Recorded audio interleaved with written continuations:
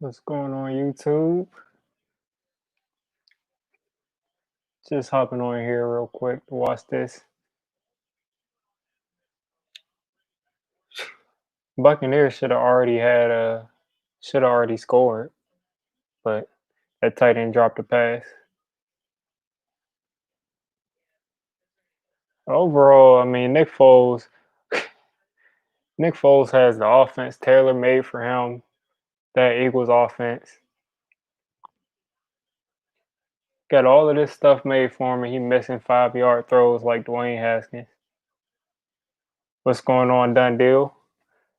Nick Haskins is in the building, missing 5-yard wide open throws.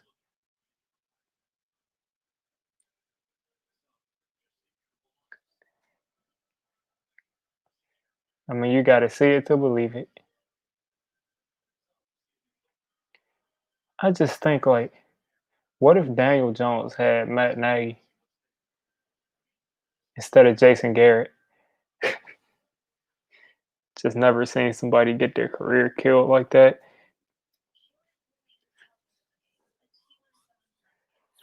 But yeah, I expect Tom Brady to get the ball soon and score. Yeah, that's a foul. It's like in basketball, you hit somebody's arm, that's a foul. Tom overthrew him because they hit his other hand.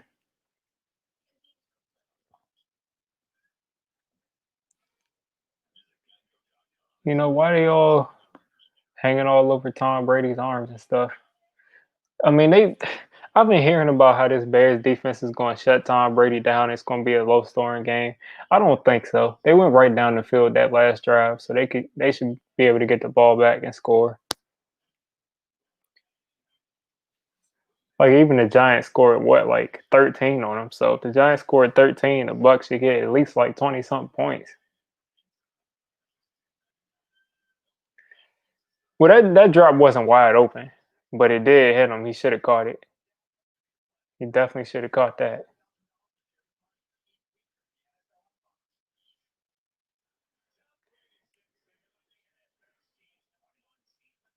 Had no excuse. He had both of his hands. I just don't understand how you can be in the NFL and be dropping passes. It's literally all you practice your whole life, and you're dropping passes. Never seen anything like it.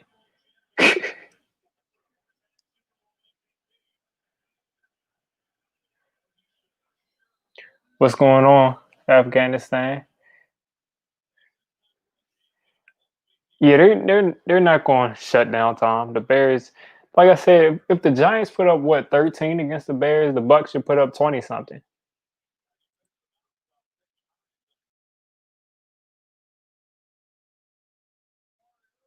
Tom Brady had no problems getting down the field this last drive, so we'll see what he does this time.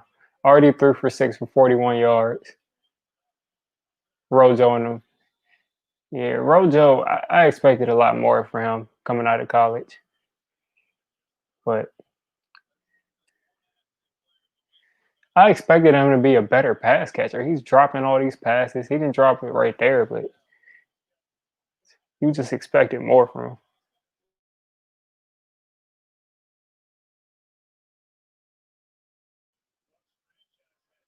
Yeah, I mean, they probably will get like 35 points. I'm thinking they'll get at least 24, 25, at least. Oh, that dude was shadowed. He was strapped. He wasn't completing that pass. He had Eddie Jackson draped all over him. And that was a horrible route. Wasn't nowhere for him to go. But the Bears secondary is just crazy though. They got like all basically Pro Bowl level players in their secondary. Khalil Mack to me is washed. He doesn't play the same anymore at all. He's like he hasn't been the same since that year on the Raiders where he was all pro at two positions. After that, he hasn't been doing much. Now Nick Foles is coming back with an offense tailor made for him. Same offense he won the Super Bowl in. See what he does.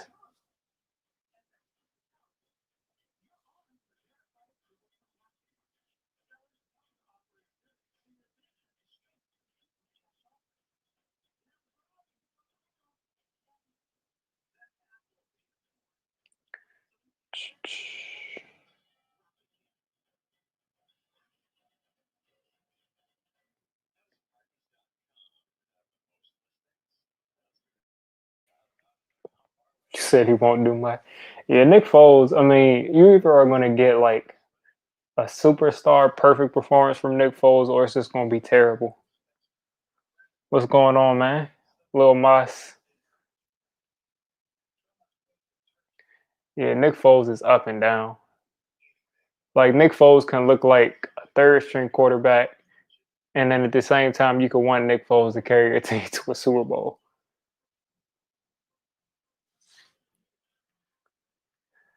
But yeah, done deal. The Bucks shouldn't have any problems winning this game. I don't know what they were talking about. Their defense is no. He's a lot better than Dwayne Haskins. Dwayne Haskins, mind you, Nick Foles is on the field playing football, and Dwayne Haskins, he's not going to get a jersey on Sunday. He doesn't get a jersey. He's inactive. Like by the way, all of the Washington fans that, that have been commenting on my videos, Dwayne doesn't. He's not even going to get a jersey. There's going to be somebody starting over him. There's going to be somebody that's the backup quarterback in front of him, whose leg is shaped like a parentheses. Like they saw Alex Smith limping around in practice, barely moving around. And they said, "Yeah, we need to keep him in there over Dwayne. We don't want Dwayne to have to come back in the game. They don't want him. They don't want to see him in a Washington jersey ever again."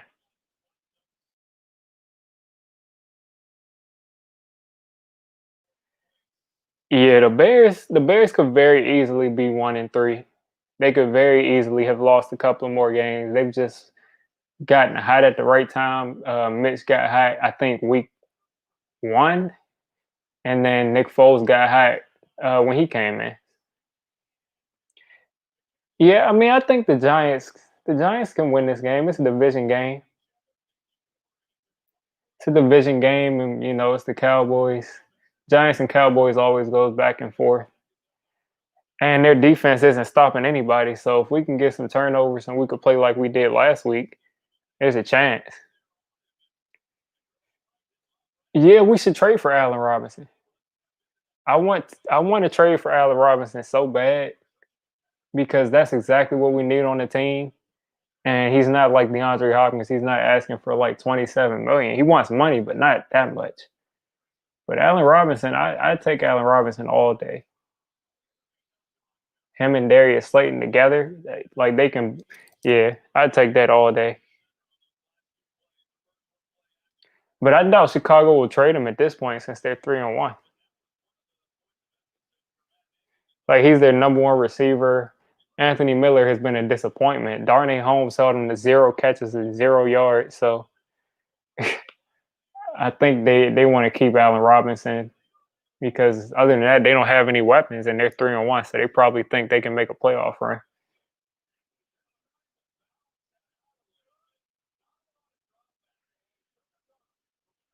Haskins or Peterman? Wow. I think Nathan Peterman is probably going to get a jersey. Oh, what a throw! See, yeah, that's what Nick Foles. Yeah, but I think Nathan Peterman will probably get a jersey before Haskins gets a jersey. They'll probably trust Nathan Peterman to stay in the game uh, more than Haskins. Yeah, but I'll take Allen Robinson all day, no problems. I give up a second round pick for Allen Robinson and pay him the 20 million. He's not as good as people like Odell and stuff, but he's a beast. He'd be a lot better than what we have.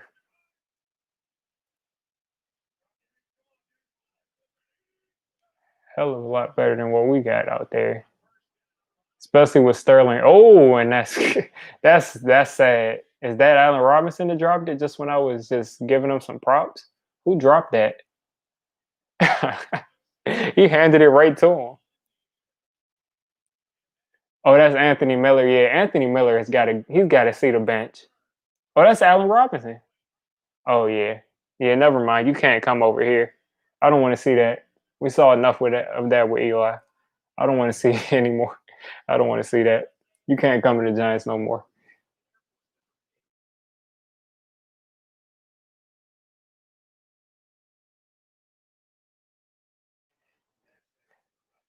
I mean, he put two hands on the ball. He put two hands on the ball, and it hit his chest, and he threw it up in the air. That's his fault. You got to come down with that. Yeah, that's what happens to players that they even say might go to the Giants. They start playing crazy.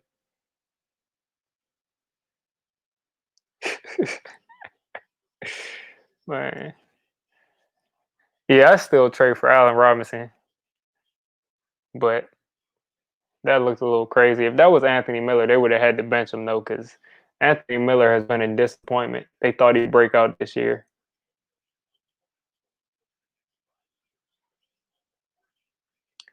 but yeah, I just don't see them trading him because yeah, he's their best receiver, and they don't really have that much depth.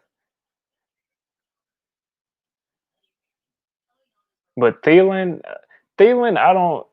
Thielen, I feel like he's not really a number one guy.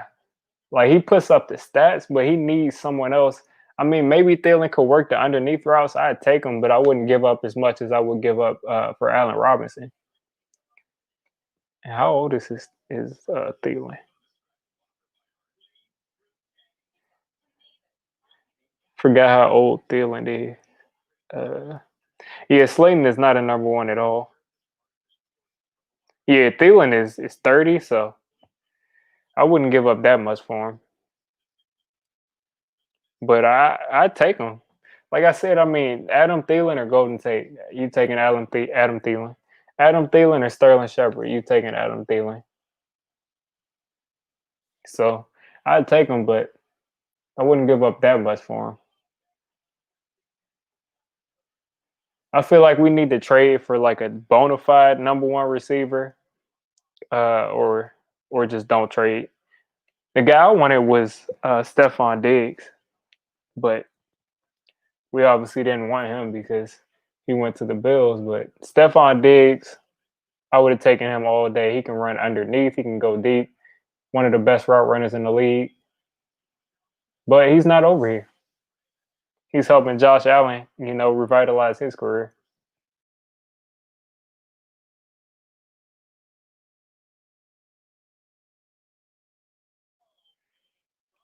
And then the thing is, yeah, Shepard is pretty much done. I think we're gonna bring in probably like two more receivers, besides Slayton and Tate by next year.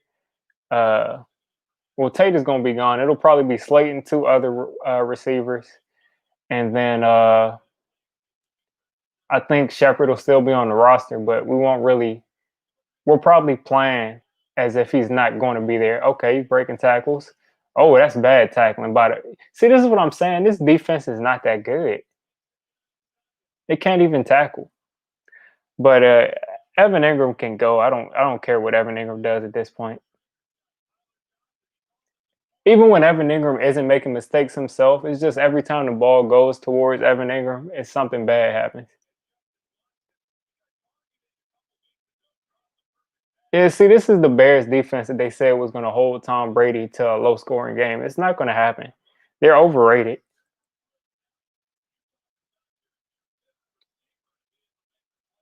Yeah, Sterling Shepard, I mean, I feel bad for him. It's not his fault, but for a second, I thought Tom was going to pick up the ball and throw it. But yeah, that's a dead play. But Shepard, he just can't stay healthy. I thought Evan Ingram couldn't stay healthy, but he sacrificed his health for sacrificed his play so he could stay healthy.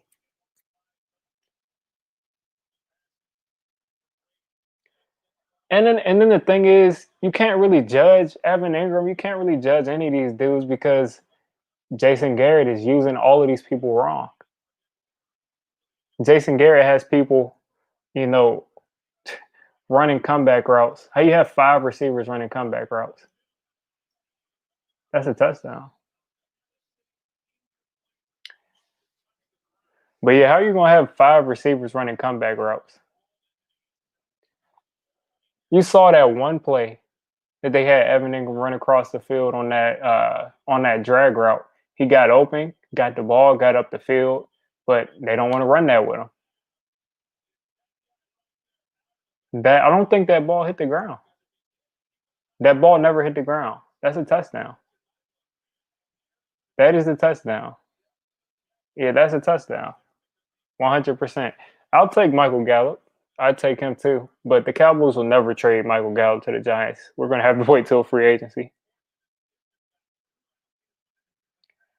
Willis Garrett's offense, I mean, they said they want to use people how, what their strengths are. So you should put Evan Ingram on routes that utilize his speed. Don't put him on routes like Jason Witten.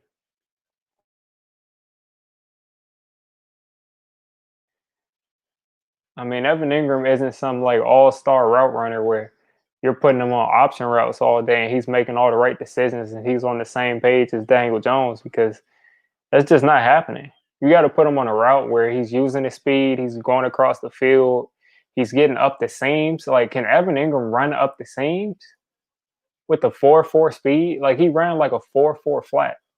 Can he get up the seams?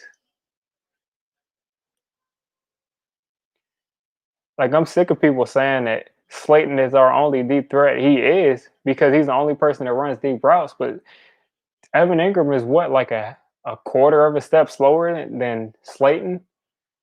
He needs to be used deep up the field.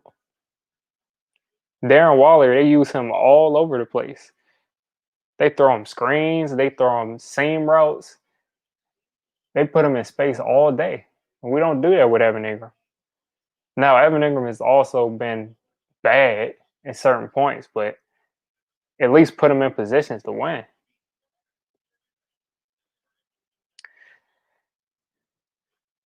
Yeah, and Bruce Arians doesn't know how to use. Yeah, you're right. I don't know what he's doing with Gronk. Yeah, pause. Yeah, I don't know what he's doing with Gronk, but Arians is bad. He's he's got to use Gronk better than how he's using him. Especially when he had like he's still there. He still makes those contested catches. You just got to get him the ball. But yeah, Saquon. I mean, at this point, Saquon is pretty much who knows. He's going to come back next year, but at this point, it's going to be his fourth year next year. So who knows what Saquon will be able to do next year? What's good, man? Deep in the money. Yeah, but Saquon, I mean, like I said, next year will be his fourth year, and he hasn't really done anything. He had that one big season, one huge season, 1,000-yard season barely last year, and then he tore his ACL. So we drafted him second overall. So now we're going to have to pay him like what, 15, 16, 17 million a year. And he's only had what, one spectacular season, one okay season, and then who knows what he'll do next year coming off the ACL. It's sad though. I hope he gets paid somewhere, just because it's unlucky. But yeah, that should have been a touchdown. But either way, touchdown to Mike Evans.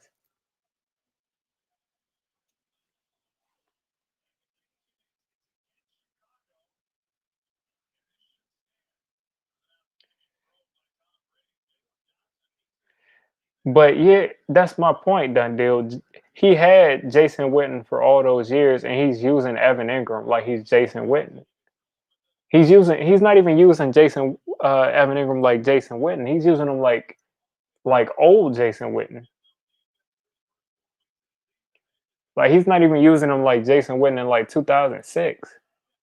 Because Jason Witten used to be getting up the seams.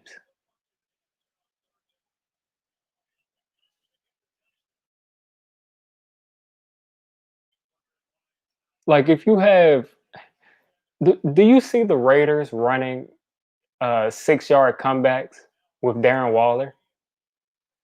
Like you don't see that. You just don't see that happen, and it's just frustrating. This dude is, like I said, he runs a 4-4. He's agile. Get him in space. We only have so many playmakers. Saquon is gone, so our playmakers are Slayton, and Ingram.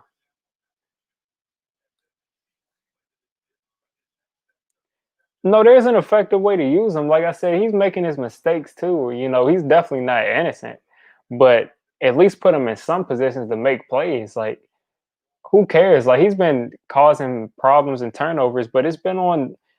To see, the Giants have been making so many mistakes this year, and all of our mistakes have been in low risk situations. Wouldn't you rather us be making mistakes by throwing the ball 30 yards down the field? Like, we're making mistakes like, oh, we would have had a 5-yard pass if we would have completed that pass. Like, it's all of these mistakes are low risk mistakes because Jason Garrett is running some kind of dink and dunk offense. I don't know what he's doing. I think he's trying to do what he did with Dak, uh, with Daniel Jones. Cordell is getting up the field. But yeah, I think he's trying to do what he did with Dak as far as that dink and dunk stuff. But the thing is, first of all, Dak didn't have a deep threat receiver. He didn't have Amari Cooper at that point. Second of all, whenever he threw it to Dez was always covered. He wasn't going to force it to Dez in those jump ball situations. And third of all, Dak had a dominant running game and a dominant offensive line. You can do whatever you want, but you can't just. Daniel Jones is not a dink and dunk type of quarterback. Like, it's like Jason Garrett is just saying he's a young quarterback, so I'll coach him like he's Dak. Jason Garrett should not have been the head coach. You must not have been watching the Cowboys. He shouldn't have been the head coach. I thought he'd be a great offensive coordinator for us, but so far, hopefully he gets better. But so far, he's using all of these people wrong. Using all of these people wrong. While Saquon was here, he couldn't get him in space enough. Evan Ingram, he's got running all contested, in the middle of the field, box Jason Witten contested catch routes. Like, I don't know what he's doing. He's got Daniel Jones throwing dink and dunk passes. That's just not going to work. I like Joe Judge so far, but Joe Judge, I mean, he's not calling plays. That's the only downside to having a coach that's like a CEO, is that you can't scapegoat him. You can't say that it's all his fault because the offense is doing bad. All you can judge is by the effort of the team and how prepared they look. And the team looks prepared. The team looks well coached. The team looks disciplined. So you're thinking Joe Judge is doing a good job, but that offense just they're not playing well because those players aren't in positions to play well. So whether that's Jason Garrett's fault or who knows, but that's been the problem for the team. The defense has come out, and overall, special teams, defense, everybody looks like they're ready to play. They're prepared. They fight pretty much the whole game besides that 49ers game. But other than that, I like the way that the team looked.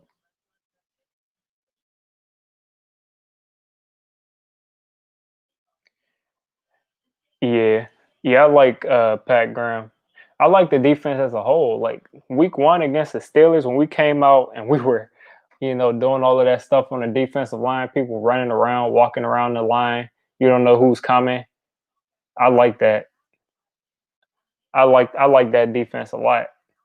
And I don't know, you know, I don't know if you want a defensive coordinator be a head coach, but if they did blow something up, Patrick Graham, you got to figure out some way to keep him on defense. I mean, like I said, I don't know about him being a head coach, but You got to keep Patrick Graham.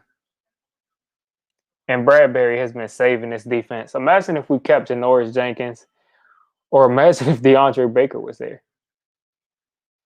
Because that's the only reason we got rid of Janoris Jenkins. We had a plan to get a cornerback, and then DeAndre Baker goes and does what he did. But imagine if we had him and DeAndre Baker together, Bradbury and Baker. This defense would be shutting people down completely. I mean, it'd be tough. Jenkins is still playing well. I don't think he had a good game the last game he played in where he got injured, but other than that, he's been playing really well.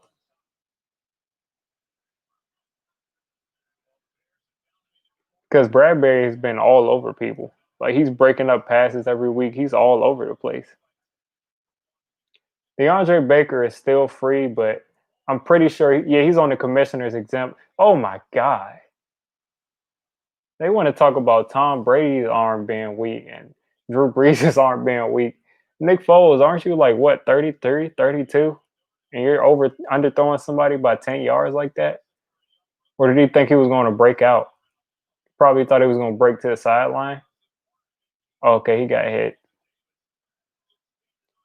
Yeah, DeAndre Baker's on the commissioner's exempt list. He can't play anyway, even if he was on the team.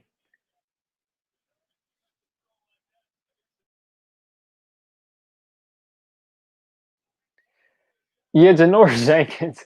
The thing about Janoris Jenkins is he would stop caring if the team was bad, and he said that before he got to the Giants. If my team is bad, I'm going to pretty much mail it in. But the thing is, Janoris Jenkins mailing it in at like what 50% of what he is better than Isaac Yadam and Ballantyne. But Ryan Lewis looked pretty good last game, so we'll see what he does. But Jenkins will be a lot better, and Baker will be a lot better too.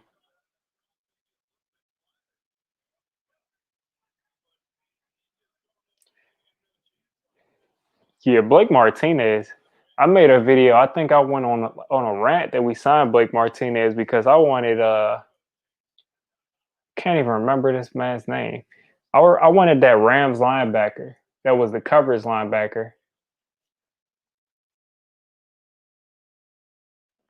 I forgot his name, but the Rams linebacker that was the coverage backer that ended up getting paid, I think, around the same amount or like 1 million more than Blake Martinez. I wanted him, Corey Littleton. But Blake Martinez is playing.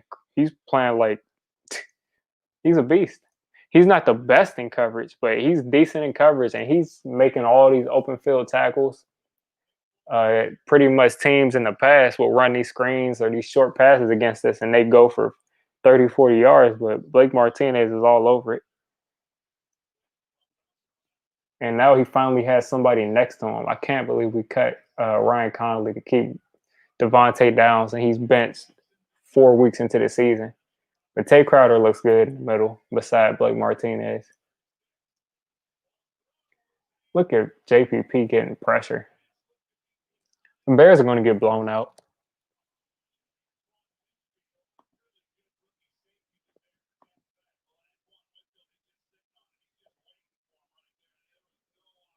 Bears are going to get beat bad.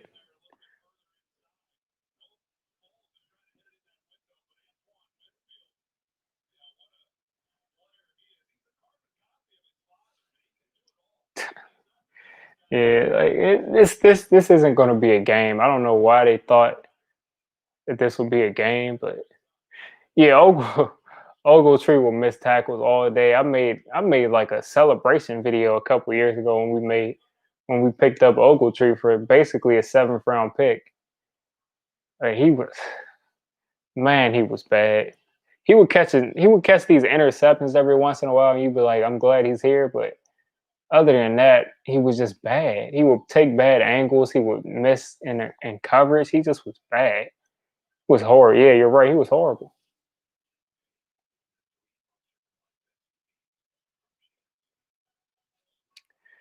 Yeah, I haven't seen again. Conley was coming off of that injury, so I don't know what he's looking like now. But you got to think that he was better than Devontae Downs, and just his mindset. Devontae Downs plays linebacker like it's like he's a cornerback at linebacker. He's in a linebacker's body, and he just doesn't want contact. He takes weak angles. He doesn't really pursue the ball. So I'm glad he's out of there. Tate Crowder looks like a beast. Tate Crowder looks like a faster version of Ryan Connolly from last year. So maybe that was their thinking, that Tate Crowder will replace Connolly. Yeah, yeah. At least we have a game. I mean, at least we have a name. You know, at least we have a name, and our quarterback that we drafted last year is still starting for us.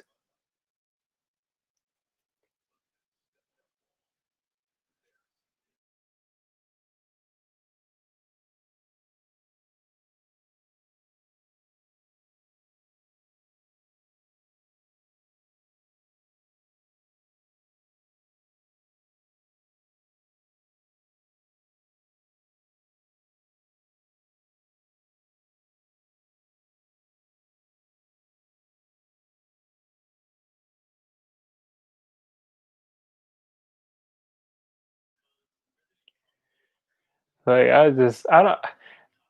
I tried to be nice to Haskins for so long. I really did, but at this point, they made me mad. They made me angry. Like, there's nothing that Haskins has done that's shown any kind of a redeemable quality.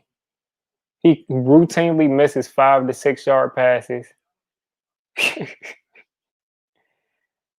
Yeah, yeah. Haskins makes me sick. It's not that I personally dislike the dude. It's just he doesn't look good out there. Cowboys aren't doing it. They're not giving us hell. They'll put up a lot of points probably. Who knows? I just don't see that game being a blowout or anything. I think our defense can hang in there with them for a little while until they. Who knows? It all comes up to that second cornerback versus Michael Gallup.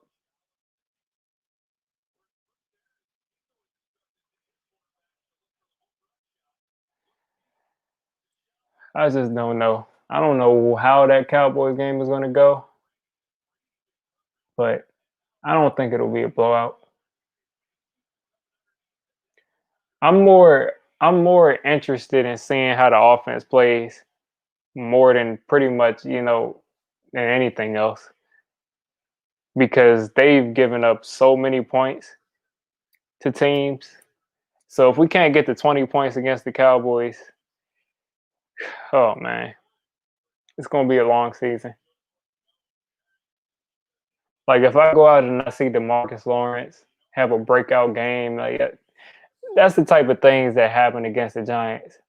People that haven't played for years, people that have been bad for years, get resurgences. I've seen it for years, so who knows?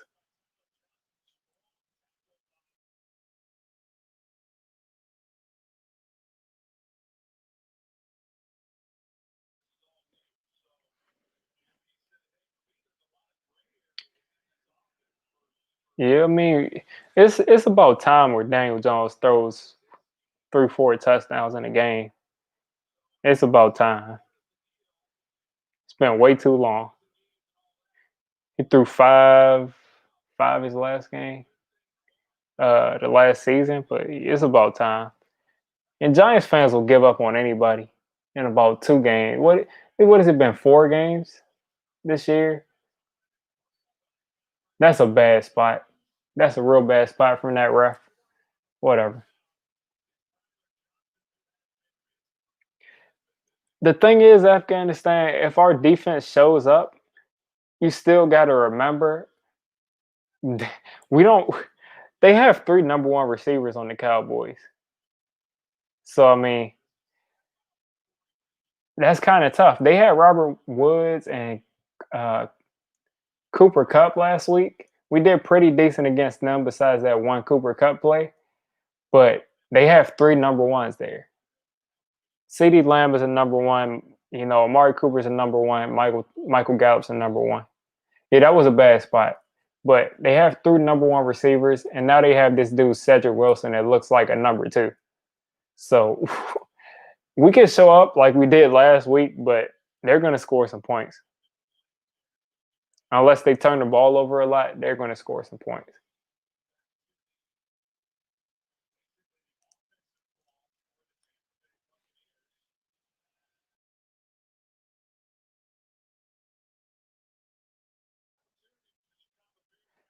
Yeah, I mean, I think Daniel Jones wants to play like that. I think Garrett is just telling him, if you don't see anything as soon as the play starts, just check the ball down.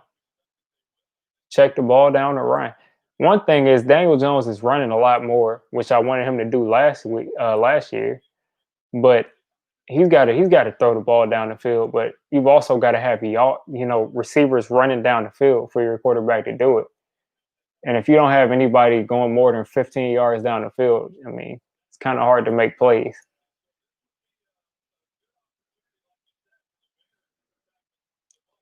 Yeah, this will probably be a sneak or a play that kind of sets it up to make it look like a sneak. I don't think he's going to get it if he tries to sneak it right here. Okay, he got it. That Bears D line looked like they weren't going to give it up, but he got it, just barely.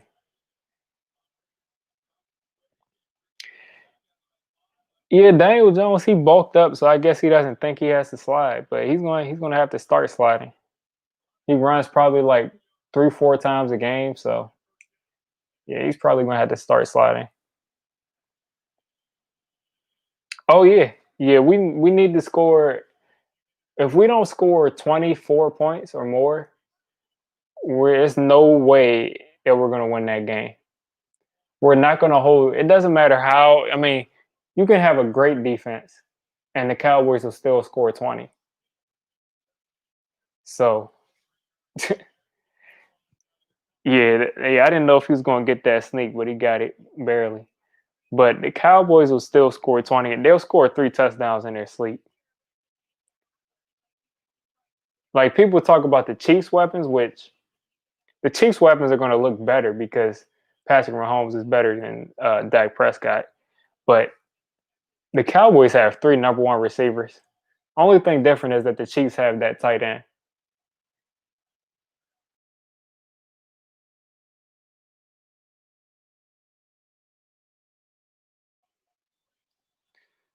Like the Cowboys getting CeeDee Lamb was the worst thing that could have happened because their offense might win them. Even if their defense is this bad, their offense might win them like 6 games by themselves and win the division with 6-10.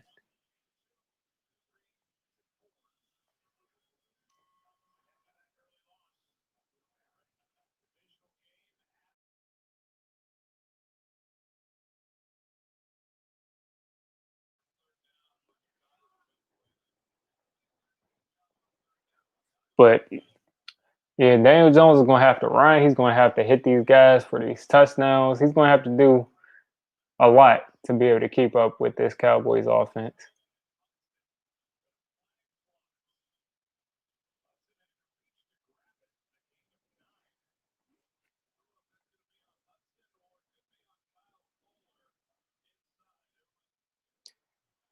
Yeah, well, their offensive line probably isn't good at this point. I mean, maybe just because of system, maybe they play well, but they're going to be missing both of their starting tackles. Their starting center is gone from the beginning of this year, so pretty much they're going out there with Zach Martin and I don't know who else is there. I couldn't tell you their names, but they got the running back. I say Dak is above average. I say Dak is pretty good. But yeah, they got way too many weapons. See, the thing is, the Giants have. It's just been so long since the Giants have been like a team where you say, "Oh, this team is going to pretty much dominate every season." It's been a long time. Maybe 2008, and we had that great year, and then Plaque shot himself. 2009 missed the playoffs at 10-6. I think that was 2009. But there's been a while since we were just saying, we just chalking in the Giants as a playoff team.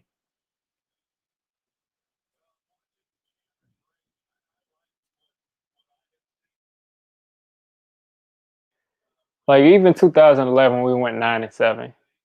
2011, that team just got hot at the right time. We didn't really have a roster that people would say was a Super Bowl. That was Eli Manning's greatness, and that was Victor Cruz getting hot at the right time, and it was JPP getting hot at the right time. That's pretty much what got us that Super Bowl. But we didn't really have a roster. That might have set us back. Winning the Super Bowl, I mean, of course, I'd take the Super Bowl all day, but that might have set us back. Winning the Super Bowl, having a 30-second pick, and not being able to build. Because Jerry Reese, we all know Jerry Reese can't draft. So him with the 30-second pick in the draft, that's basically a throwaway. David Wilson gone. Prince gone. All of those people are gone. Having those late picks. Tom going deep, that is pass interference. Yeah, you can't do that. You can't just push somebody down like that. That's pass interference.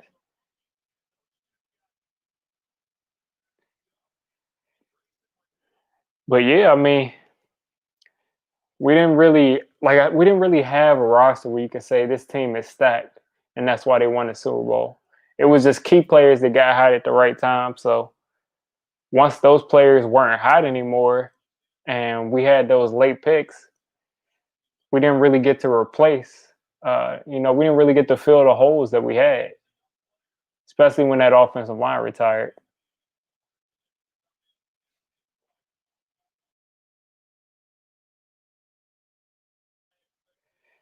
But yeah, all we can do is come back every season and hope that we see something different.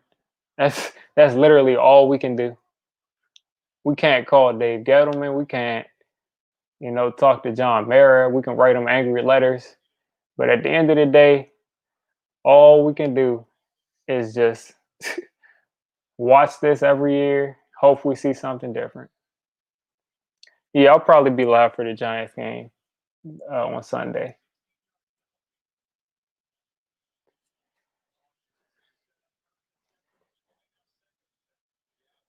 Like all we can do is just,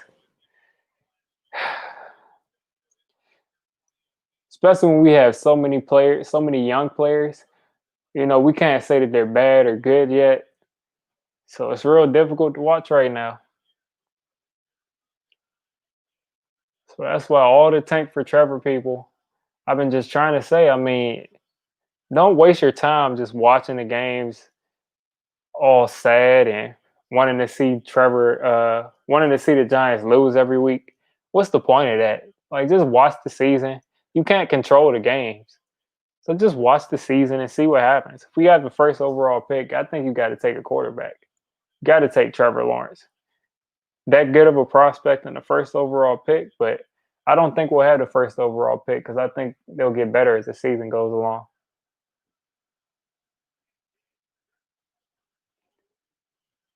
I mean, we were saying, oh, missed them by like a yard or two. Dang, the Bucks should be up 21-0 if they hit those two touchdowns. Yeah, that's a little bit too far, but I get he was trying to throw it over to safety. Evans could have jumped for that.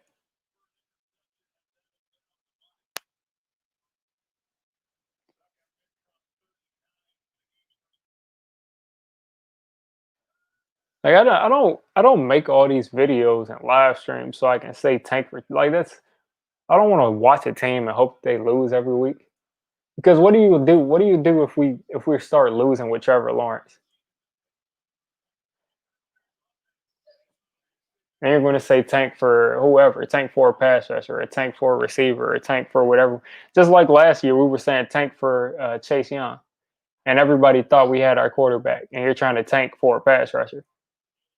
Like, so yeah, I know if we have the first pick, we take them. If not, I mean, I want to win every game that we're in.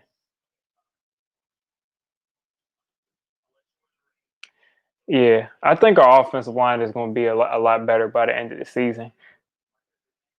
Andrew Thomas has been going against all of these veteran pass rushers, and you got people like PFF and a couple of other people trying to say that Andrew Thomas is struggling so much. If you look at the tape, there's like what 3 or 4 plays where Andrew Thomas struggles, but most of the time Andrew Thomas is doing well. Like, did you see him against Bud Dupree? Bud Dupree got like a 5 yard head start, tried to bull rush Andrew Thomas and didn't move him a yard. All Andrew Thomas has to do is get his hands inside, have a consistent punch, and he'll be fine. Like, I just don't want to hear the narrative that he's playing all this bad. And PFF, the way they track pressures, is so it doesn't make any sense. I've seen Will Hernandez make up for somebody else's mistake, and they gave Will Hernandez a pressure. They don't know what they're doing at PFF most of the time.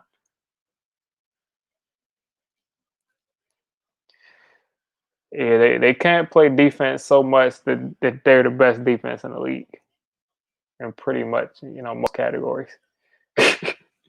But yeah, Andrew Thomas will be fine. Like, he was throwing Khalil Mack around, throwing Bud Dupree around. Forgot who he played week 3. Week 3 was just an aberration. Everybody had a bad game at the same time. They went in playing the 49ers backups and they thought it'd be easy. And they just took that game off, which is stupid. You're a team that hasn't won. You're a team that hasn't won and you're taking the team for granted. Exactly. And then I hear all of these Giants fans saying that Nick Gates is the reason that we're doing bad. Nick Gates had a solid game against Aaron Donald. Nick Gates had a horrible first game. But week 2, 3, and 4, Nick Gates has been solid. But people that don't watch the tape, people that don't know what's going on, they just blame Nick Gates. Nick Gates has looked good. Will Hernandez, for the most part, has been decent. Andrew Thomas has looked good. Kevin Zeitler's had a few bad games. And Cam Fleming, PFF has Cam Fleming as our best offensive lineman. But he's I guess he's decent. The thing is, why we couldn't run the ball is that the entire defense was caving down on Saquon Barkley and the entire run game because they didn't want to run an option until week 3. Yeah, the Bears are 3-1.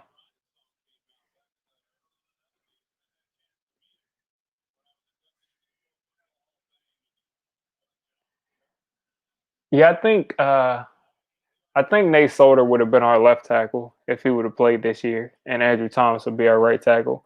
And I don't understand all of this. People saying Nate Solder needs to be not Nate Solder. People saying that Andrew Thomas, we should have started him off at right tackle because he's struggling. Like, first of all, he's not struggling the way people are saying. Second of all, do you want Cam Fleming over there? And third of all, pass rushers line up on both sides of the line. So I mean, I don't get it.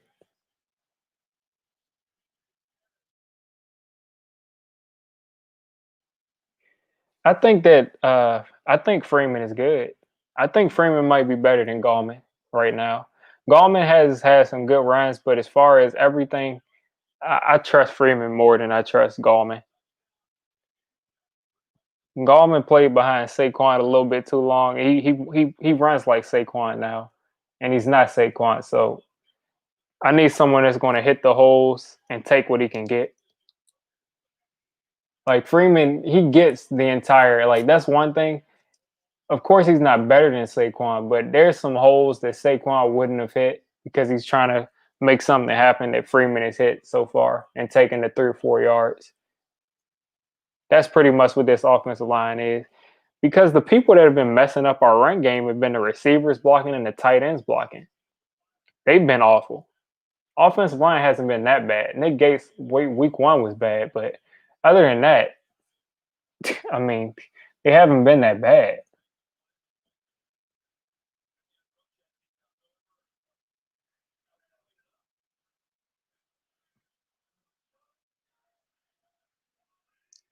You think Gallman should start?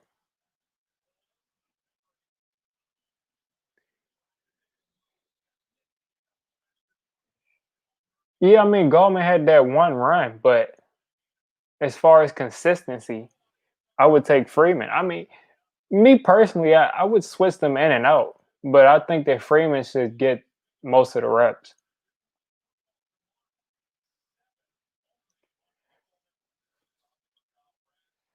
I think with Giants fans, Wayne Gallman is either overrated or underrated. Some Giants fans try to dismiss Wayne Gallman as just somebody who just shouldn't be on a roster, and then other Giants fans just think that Wayne Gallman is a guy. I don't. I look like Shaq Barrett was off, but yeah, I don't think that Wayne Gallman at this point is better than Freeman. But I do think that they should give both of them chances. Now he could prove me wrong. He's probably faster than Freeman at this point, but I'll take Freeman.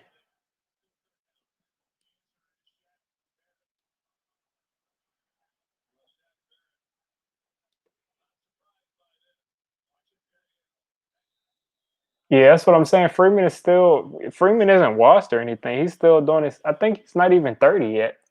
He's just old for running back years.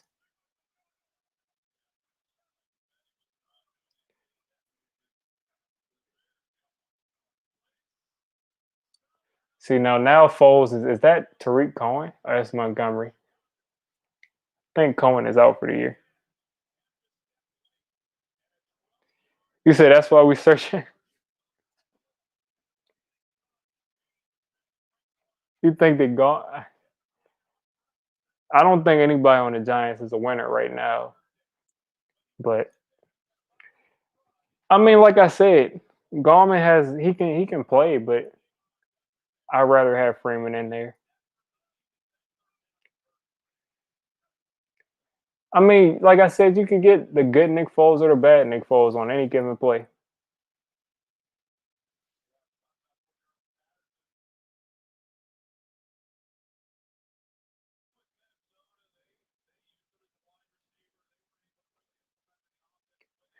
But yeah, I mean, Wayne Gallman, he had that good run, and he's a little bit more explosive, but sometimes he just doesn't see it. If you look at him on tape, sometimes he just doesn't see it. Sometimes he drops passes. I just feel more comfortable.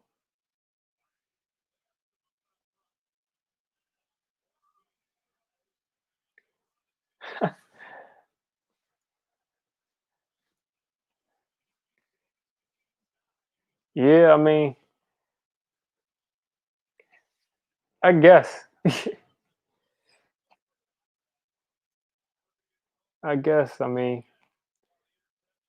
like I said, Gallman is good, but I feel more comfortable with Freeman.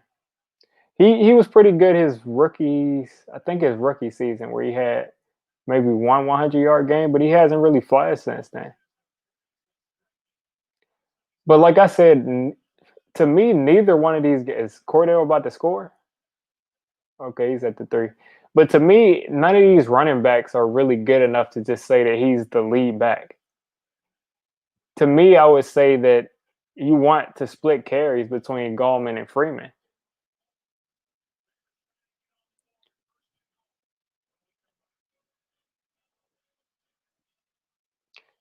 And then you want Dion Lewis in there on third downs. And to be honest, I just put Dion Lewis in the slot at this point. Not every down, but occasionally I throw him in the slot, put Gallman or Freeman in the backfield because you're just lacking weapons. Nick Foles, I mean, he's a veteran. He's done this before.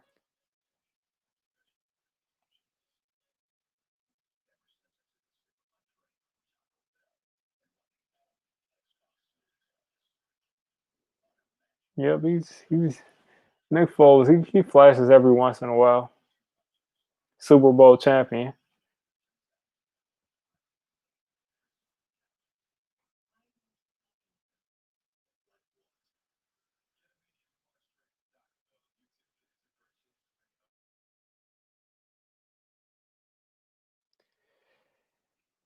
But yeah, I just think it should be a running back by committee. I mean, at the end of the day, Gallman has his strengths, Freeman has his strengths, Deion Lewis has his strengths. And I think at the end of the year, we'll have a pretty solid run game. And then Saquon's going to come back, and we're not going to know what to do with him.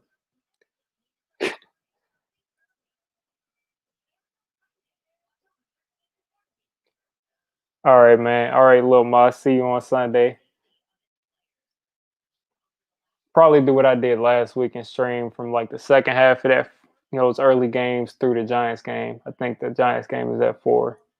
So yeah, I'll probably just stream through that.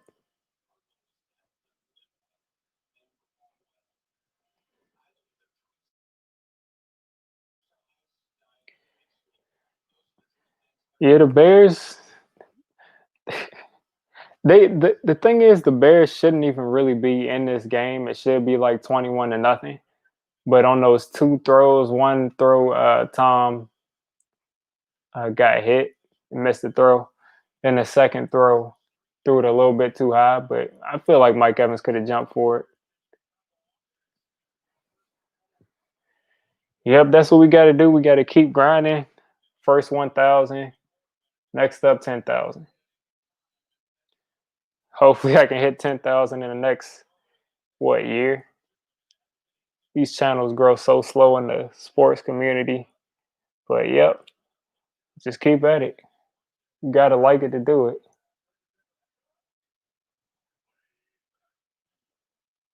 Oh, that's an easy touchdown. Easy touchdown. Did he catch that? And 86 was wide open. 86 was he was wide open. I guess Foles just didn't see him.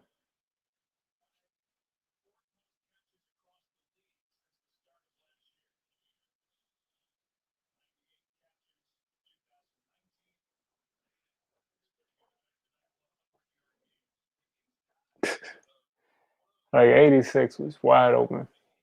I think the Bears will score right here.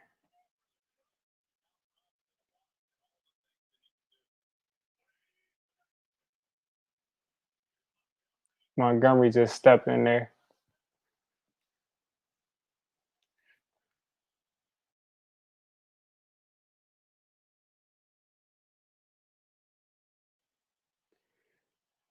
Yep. Yeah, the Bears look like they're gonna make it a game. Just from those two throws, one that went over Mike Evans' head, the other one that got Tom got hit, went over that tight end's head. Just from that, instead of a 21-7 game, it's a 13-7 game.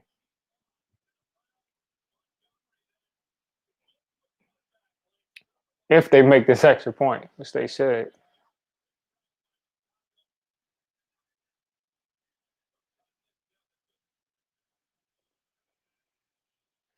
I expect there to be a lot more offense, but the Bucks aren't having problems getting up the field. It's just they're not scoring touchdowns when they get down there.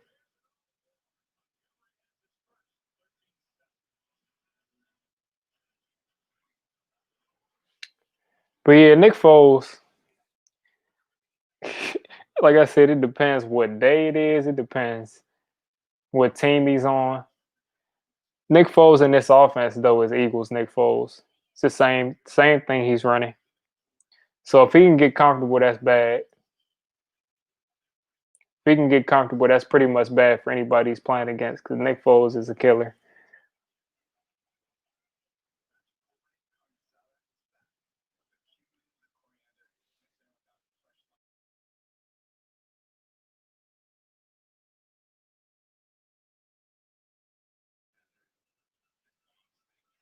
Bad red zone play calling for who?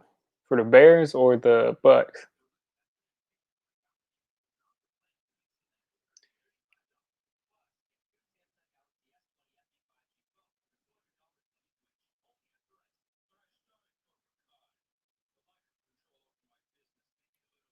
Foles killed a drive today, but I mean, you're making it seem like you didn't see the man win a Super Bowl. Like, let's keep it real. And he almost went back to the NFC Championship the year after. Like, Foles is a killer.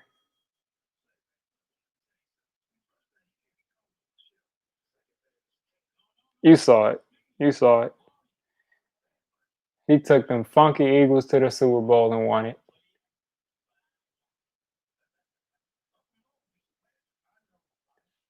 It's exactly what he did.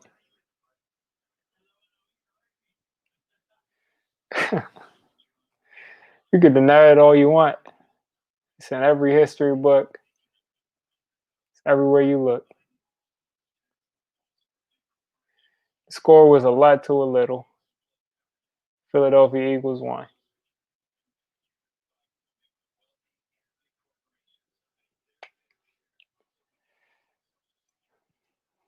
Man, any Giants fans in here, what do y'all think about this game on Sunday?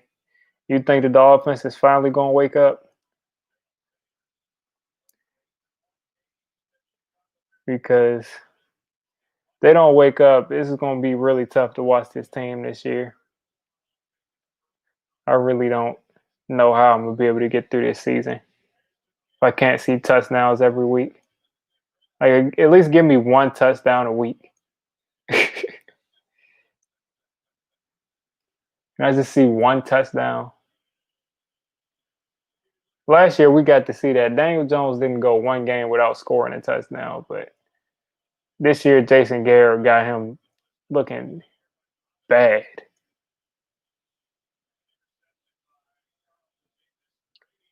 Jason Garrett said he's looking to see what he's looking to see how he should call his offense and what players are good at doing. And he said that in week 5. He said that today. Season started in September. So that tells you what you need to know about Jason Garrett. Oh yeah. Got canceled. Well, yeah, I mean, we just going to chill in here to just talk some football. Yeah, good to see you back. The Cowboys defense doesn't exist. I don't like I said, DeMarcus Lawrence, he got paid, and ever since I don't know why Tom threw it there. But I mean, DeMarcus Lawrence got paid and he disappeared. Byron Jones went to Miami. Uh Alden Smith came back after what, like 6 years out of the league or something. And he's their lead. He was the leading sacker in the league, but now he's not doing that anymore. I can't really think of much people in their secondary. Xavier Woods, he's not that good. They're not playing well at all. They're not doing anything. They gave up like 49 points. Oh boy, that's a fumble. That looked like a fumble to me. That dude needs to go sit down on the bench. You can't drop the ball like that.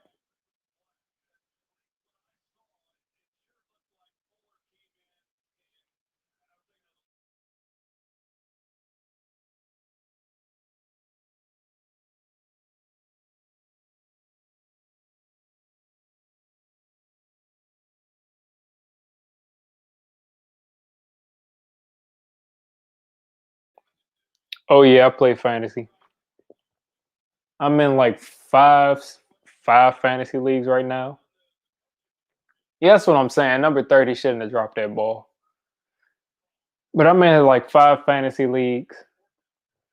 I'm in this one league where everybody in that league goes to my school, and I'm 0-4. I've had the worst luck because I've been starting Evan Ingram at tight end. He's lost me like 3 or 4 games this year. All my other leagues, I'm like what 3-1, 4-0. But that one league, I'm 0-4 in. I tried to trade Lamar Jackson for Travis Kelsey just to get rid of Evan Ingram. No dice.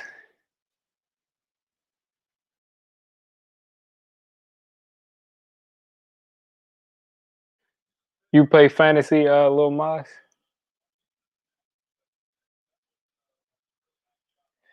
Yeah, I was the one that thought I was being a sneaky Giants fan and picking up the sleeper Evan Ingram tight end, but nope, I shouldn't have done that.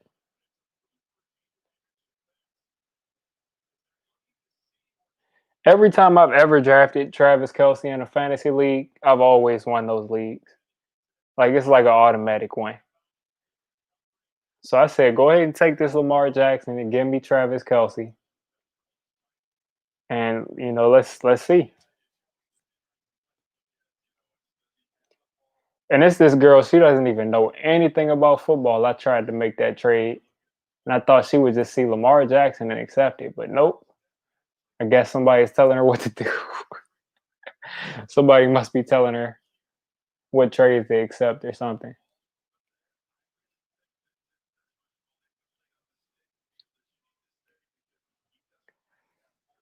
Whatever. Hopefully Lamar Jackson puts up like 40 this week. If he plays. If he plays this week. Yep, that's a fumble. That's bad though. Yeah, number 30 gotta go. He shouldn't play no more this game. I don't know what his name is, but he's gotta go.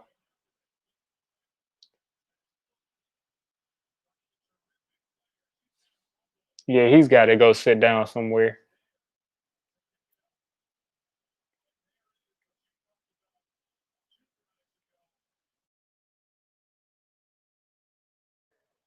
Lamar's backup is RG3.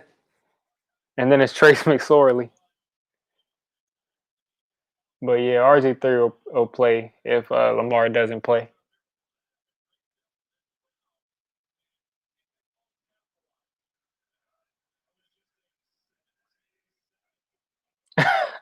Yeah.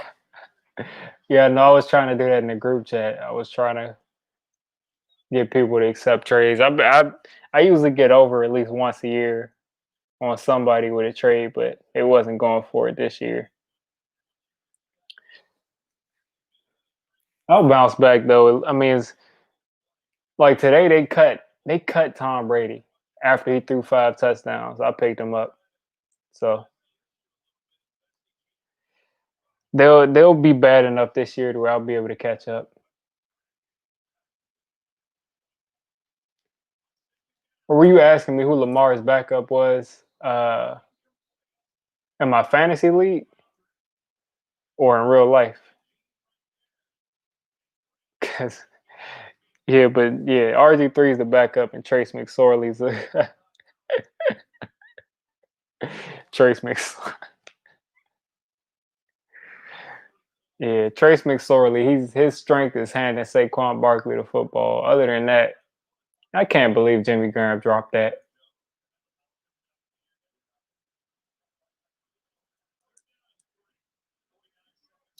Yeah, if Trace McSorley gets in the game this week, internet's gonna go crazy. Wow. Cordell Patterson just lost about 5 yards. So juking inside like that, he could have just kept running. Exactly. He could have just ran out of bounds. Like Troy Aikman just said, he could have just caught the ball, ran out of bounds, but he wanted to be special.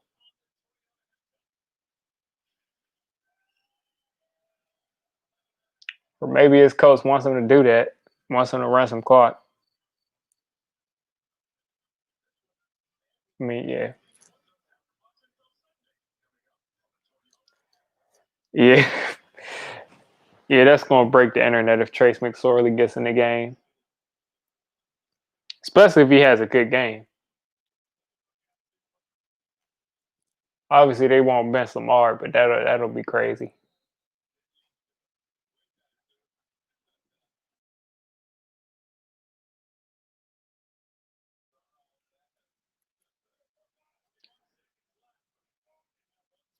All right, 41 seconds left. See, Jimmy Graham at this age in his life. Oh my God. Hell. Did you see that? Look at that catch.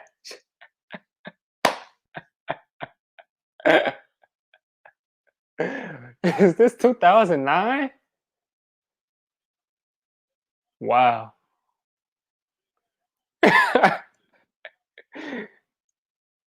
That's a flashback right there. I haven't seen Jimmy Graham do that in about 7 years. And that's pass interference that they probably wouldn't have called.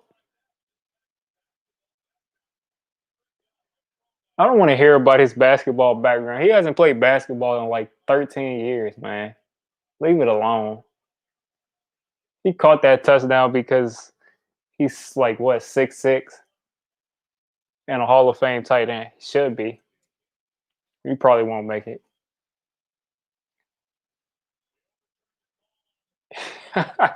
Yeah, that was a Madden catch. I can't believe that dude fumbled the ball like that though. See, and that's the one thing that Evan Ingram lacks is that he's not making these consistent contested catches, but at the same time, I don't see them really throw passes up to Evan Ingram. But he's like 6'3" or 6'2", so it's not like he's like a 6'6" tight end.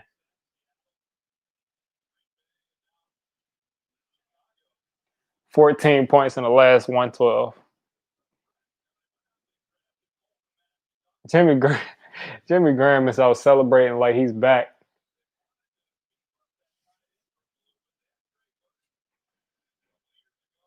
I don't know what happened to Jimmy Graham or why he's not playing. I mean, I realize he's older now, but talk about just falling off. He was so good and then he just fell off. 2017, he had 10 touchdowns, but other than that, he's just been disappearing.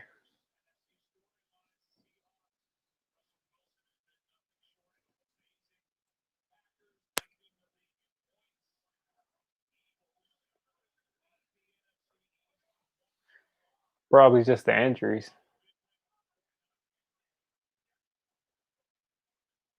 Yeah, that's what I'm saying. Usually you don't see tight ends just go out like that. Like he was top 2, 3 tight end in the league consistently in his prime. So I mean, he just fell off. This is a dude who had 1,300, 1,200 yard seasons at a tight end. Yeah, Ronald Jones just refused to get out of bounds right there.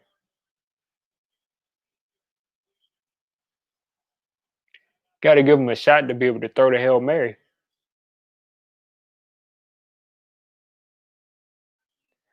Yeah, I watch the entertainer. I don't see all of his videos. Uh, but yeah, I usually watch them.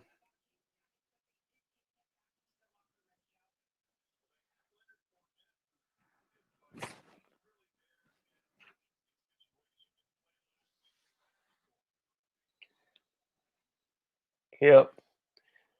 Yeah, which Giants YouTubers do you watch usually? Entertainer is the premier Giants YouTuber. He puts out like I don't know about now, but he used to put out like 4 or 5 videos a day. On my best day, you'll see 3 or 4. But that dude puts out like 20 videos a week in the off season.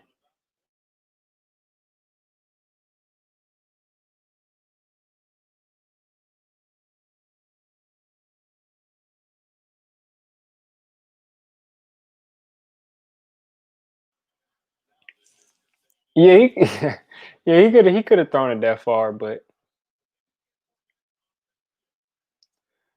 yeah, yep. Yeah, I used to years ago the Giants Mafia, the TTC. It was Cop Pizzle, Bad Dog. Those are pretty much the only guys from the TTC still on here. But yeah, yeah, definitely used to watch those guys. Known them on YouTube for a while. Uh, I watch a lot of Fist Vegas, but he makes everything. But as far as Giants YouTubers, I watch a lot of guys.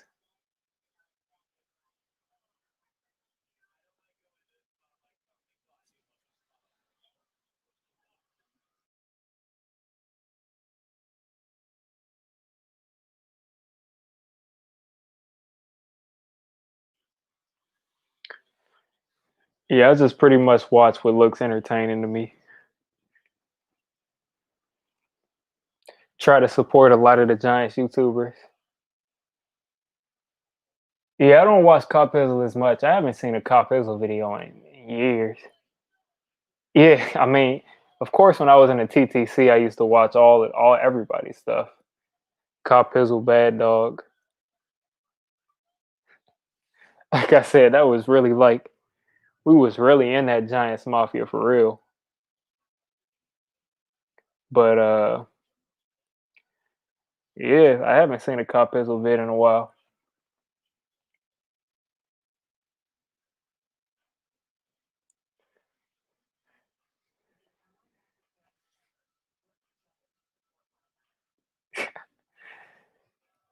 Yeah, yeah. The TTC was kind of toxic. If anybody in here knows what the TTC is, it's a trash talking circle. Still going on now, but yeah, it was getting kind of toxic for me. They were pulling up people's addresses, you know, pulling up people's families, harassing people's grandmothers.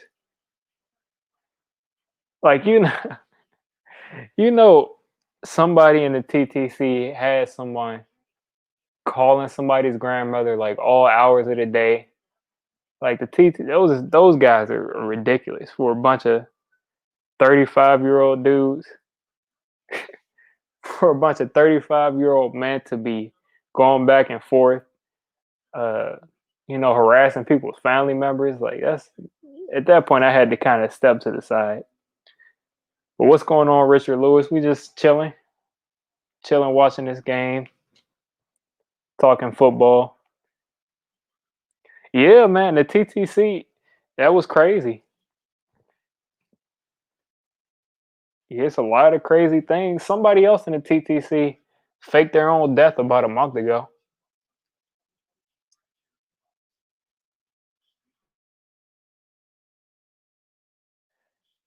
Ron Effect seems like he has some personal stuff going on that he said he had to deal with, so he doesn't make videos. Actually, what got me into all of the Bad Dog, like I said, I knew from Giants Mafia, uh, but saw his videos. But what really got me into making the Giants content, like non-trash talking content, was Ron Effect. Ron Effect's videos were entertaining, so saw his. I said I might as well start making some videos that's not just trash talking. Yeah, the TTC it'll never die. Those guys, they'll never let it die. I think Ron Effect too is just he's probably fatigued. That dude's got a lot of energy and he's probably fatigued. Hey, I appreciate it, man. I just try to give my opinion and try to be neutral, but at the end of the day, it's a Giants channel. These other fans can get mad if they want. But at the end of the day, it's all my opinion.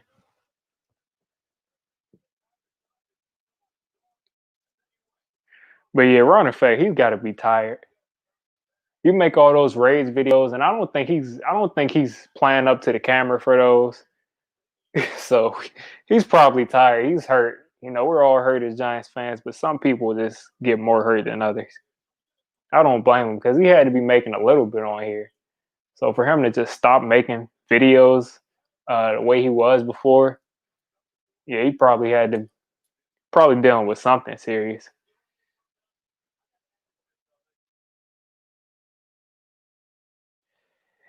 Yeah, Chuck Knox. I think I've saw my first Chuck Knox video about 3 years ago. He made those those hype videos. His editing is on point. Yeah, if we can win this game this weekend, we can definitely go on a run. And the funny thing is, if we win this game this weekend, we're in first place. You're talking about Sleater. Done deal is talking about Sports Live and the ATL. Sleater still making videos. He says he's not TTC. He says he's stopped making videos and then he comes back. He's still subbed to me. He's probably see some of my videos, but yeah, Sleater's still making stuff.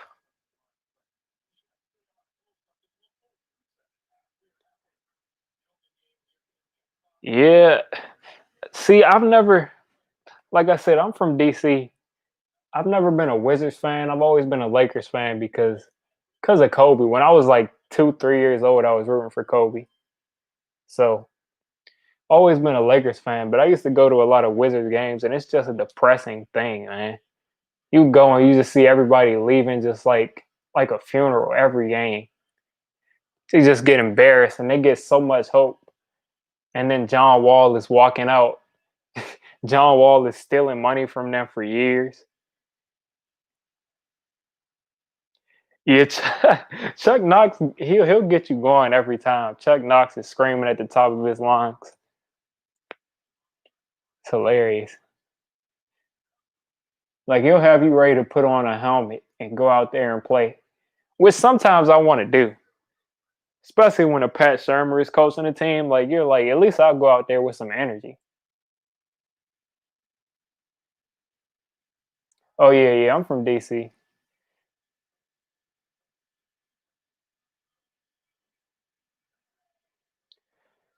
Yeah, I feel bad. Anybody that's a Knicks fan, they can't ever question your loyalty in anything.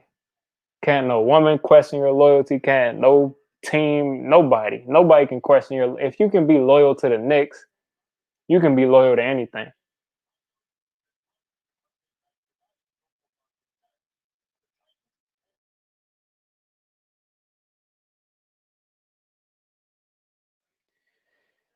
Yeah, I saw Nene a couple of times. If you're from DC, you know I saw Nene a couple of times in Friendship Heights.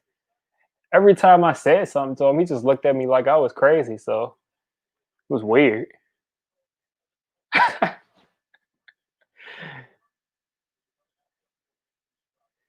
Yeah, it was a little weird every time I saw him, but yeah, he lost the Wizards that playoff game where Al Horford, I think, took the ball from him. That was in like what 2014. It was a long time ago, but it was when Paul Pierce was on the Wizards, and they just had the chance to win the game by getting a rebound, and Al Horford just took the ball from him.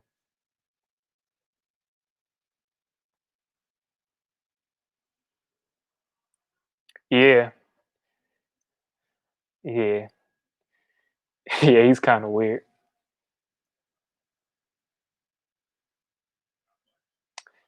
Oh yeah, yeah. I see. I mean, it's nobody in DC is a Washington fan, Washington football team fan.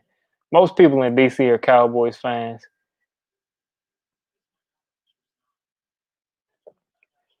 Yeah, the Grizzlies. I used to love watching the Grizzlies with Zach Randolph and Gasol, Conley, and Tony Allen.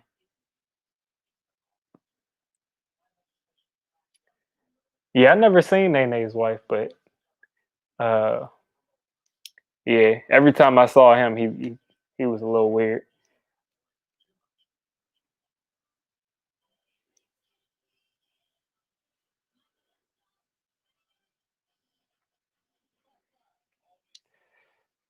Yeah, a lot of people. I'm getting annoyed with a lot of these Lakers fans because a lot of them are just LeBron fans. I spent about 12 years hating on LeBron, and he finally got to the Lakers. I had to stop hating him. Now LeBron's got us in the finals.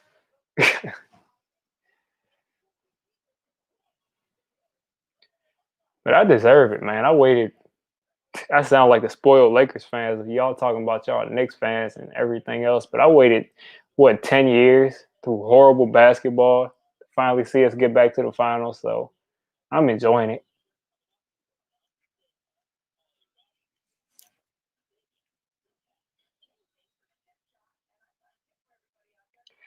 Yeah, I just hope John Wall stops stealing money from them. He's just taking money from them.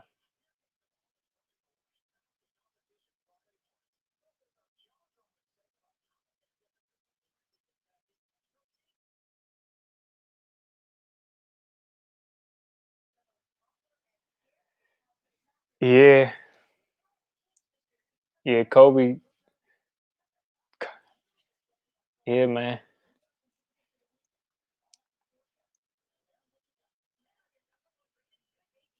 like I said, as a Lakers fan, I'm spoiled. I'm used to winning the championship every couple years, but looks like that's probably going to happen a couple more times while LeBron is here.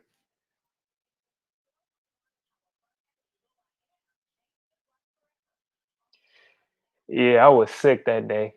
I was sick. It's the worst year ever.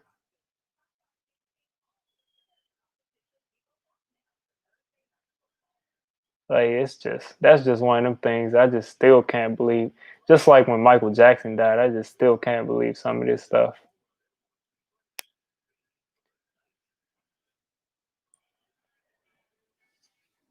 And then when the news was coming out, I was like, "Oh man, that's horrible." And I was sick about it. And I was like, at least none of his family was in there with him. And then the reports coming out saying his entire family was with him. Then two daughters. And now they say it was just crazy. And then you got people taking pictures of their bodies, posting it and stuff. Like people crazy.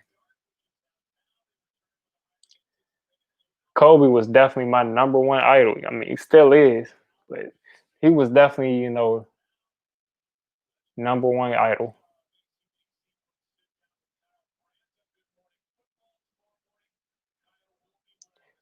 And then he was doing so much after he retired for people. Was doing so much for women's basketball and making movies and all of that, writing stuff. So I was excited, but yeah, it's horrible. Yeah, I mean, Kawhi should have came to the Lakers. He wanted to act like a punk. He wanted to lure people away from the Lakers. We could have had JJ Redick. Could have had so many people, and he wasted our time. And Kawhi got what he deserved. Kawhi got exactly what he deserved. Like he's a bomb. Him and Paul George are the two guys you don't want leading your team in the playoffs, and they proved it. Like he thought he was pulling something off.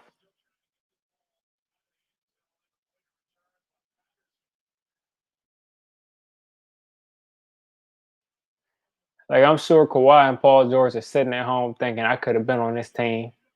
I could have been on the Lakers right now, winning the championship. I'm glad we don't have Paul George though, because Paul George will get anybody out of the playoffs. No matter how good your team is, you're not winning nothing with Paul George.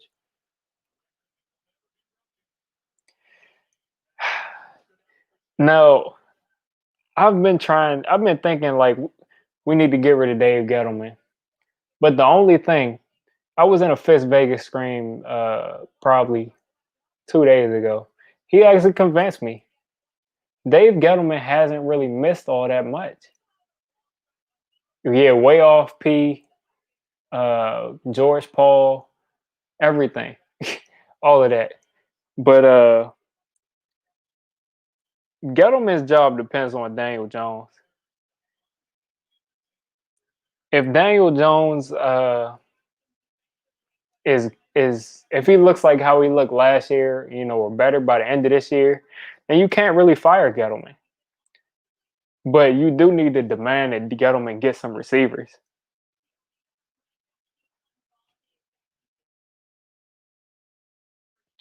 Like he brought in Bradbury, he brought in Martinez. So I mean, it's you can't really kill him, but you can say that he should have brought in a wide receiver because some people saw it, other people just tried to just say we can just win just with an offensive line, and we don't even have that.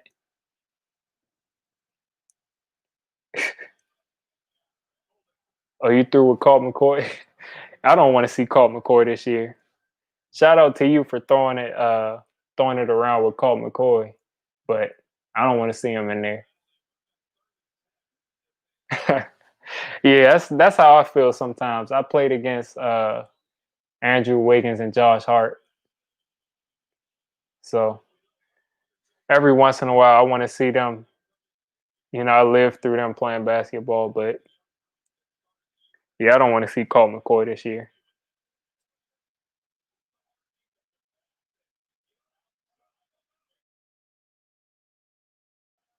Oh no, I know Colt McCoy is good, but I don't want to see him. I mean, I don't see him as a future.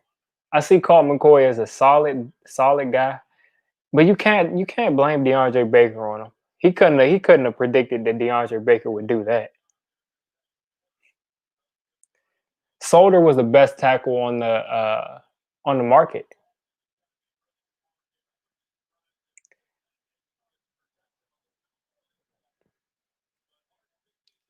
Ogletree got for a seventh round pick. He hasn't hit on everything, but like I said, to me, Gettleman's job depends on what Daniel Jones does this year. Because if Daniel Jones was in Pat Shermer's offense right now, the team would be a lot better. We'd be at like 3-1 because the offense would be scoring like 24 points a game.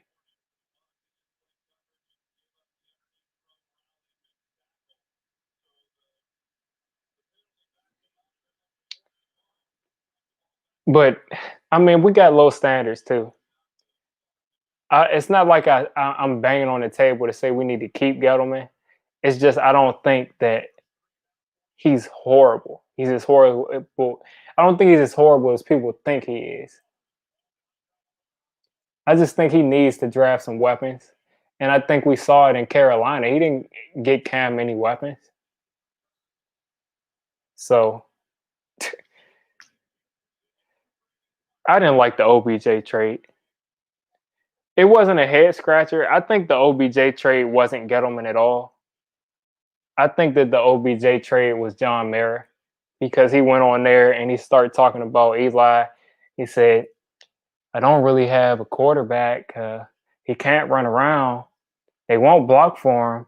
He threw the entire team under the bus. So I think John Mara said you need to get rid of this dude. As we see his quarterback on this progressive commercial, I think John Mara just said you need to get rid of Odell by any means necessary. And Gettleman is just going to bite the bullet because John Mara is Jerry Jones in New York, except no one knows that he is.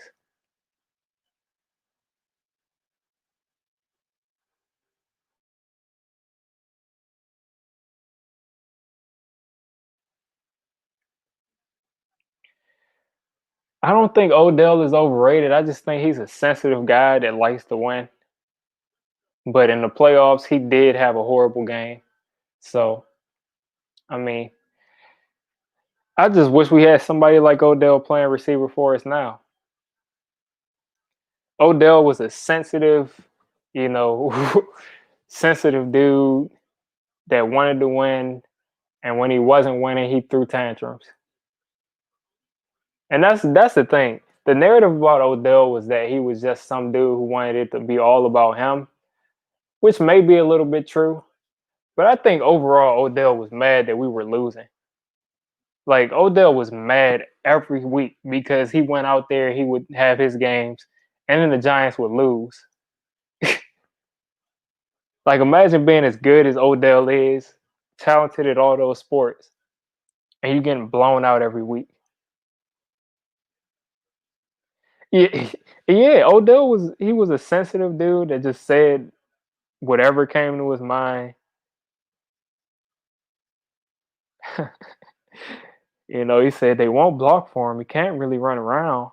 And then you got Lil Wayne up there co-signing with it. Why is Lil Wayne in the interview?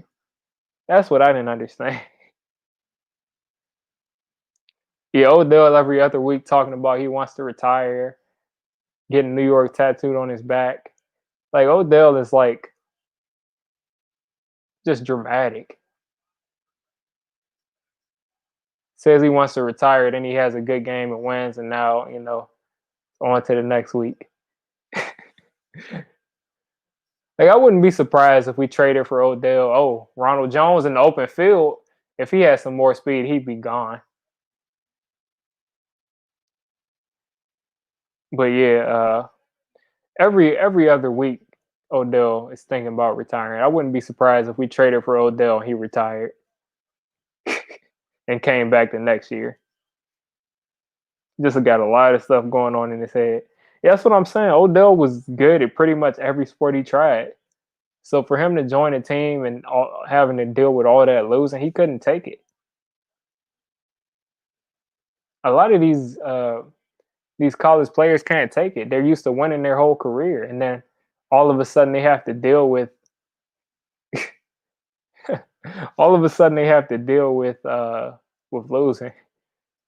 Just laughing how Khalil Mack threw Tristan Wirfs down on the ground after he beat him. After you get the sack, you throwing him down on the ground.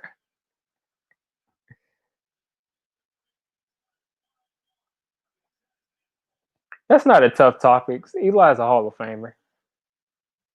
That's not a tough topic.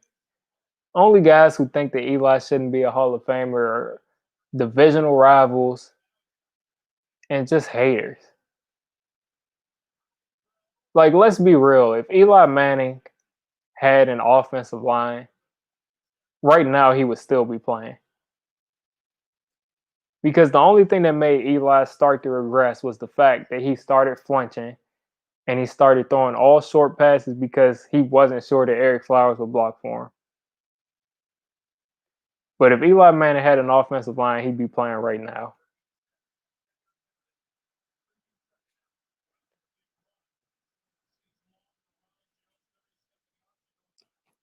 Like Eli, his last year, you saw it on those throws to Slayton. He could still make the deep throws. His arm never regressed.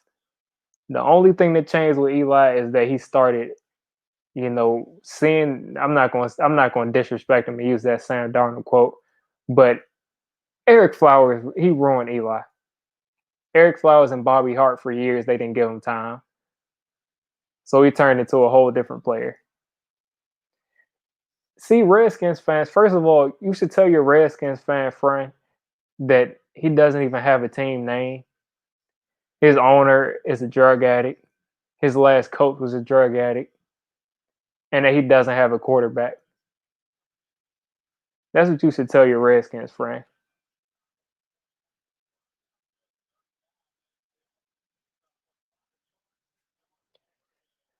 Because you got to be on drugs to be a Redskins fan and making choices on who makes the Hall of Fame.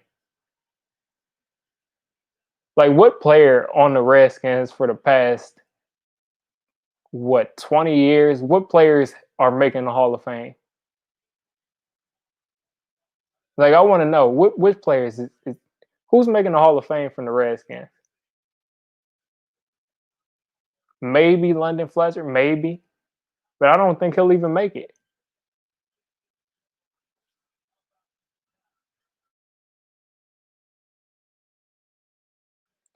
My favorite Giant all time is Ahmad Bradshaw. Yeah, we all saw Jay Gruden outside the corner store smoking on. We won't even go into it, but we saw it. They tried to bury it, but we saw it.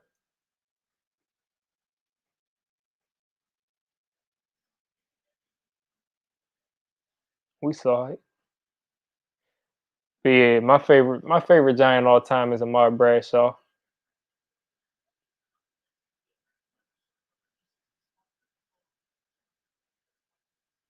I liked Hakeem Nicks, Bradshaw.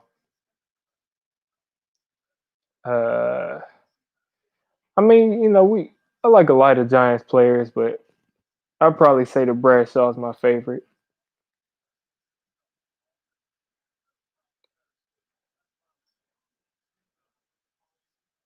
I like Cruz and Nicks and Plax, and I put all three of those guys over Odell because they showed up in the playoffs.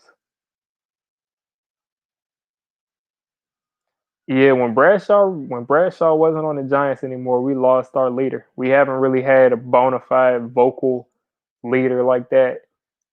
Uh, Probably since Antero Rowe retired, or since he left and went to the Bears.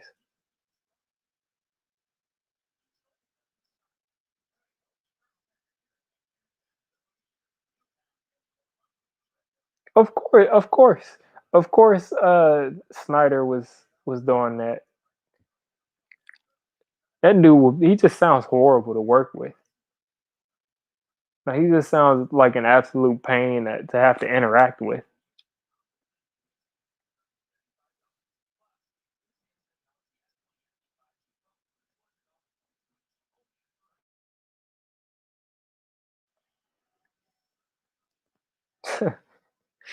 Yeah, Dan Snyder is a mess.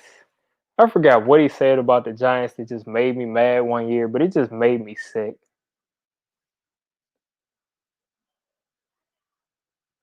Yeah, the Bears won't win this game. It's not gonna happen. The like I said, the Buccaneers should be up. What he left two. Oh, it was two passes that should have been completed that would have the Bears down by an extra 14 points. But the Buccaneers will pull away.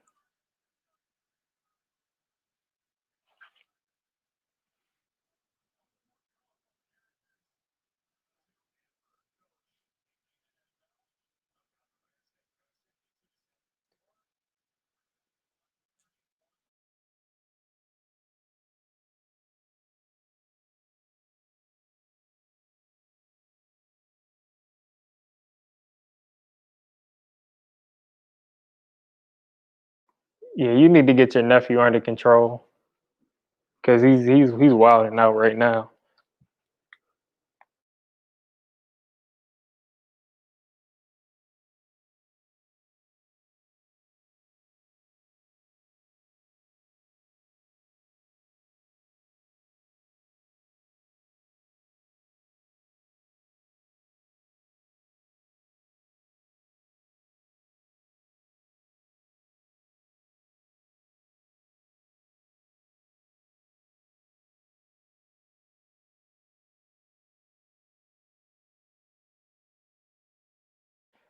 See, it's the best part of the week until I see them start going out and stinking up the place. The first quarter it's great, but once you see them start like that 49ers game, that was not fun to watch. Took me like a week and a half to recover from that.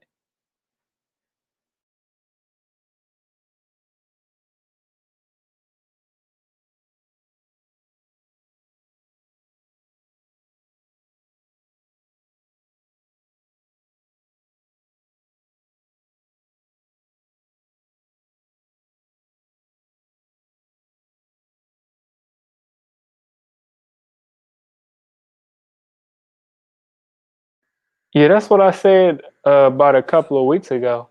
I just wanted to see something entertaining. I just want to see the Giants score some points, and I want to see a contested game. I just don't want to see anything. It just is just disgusting to watch.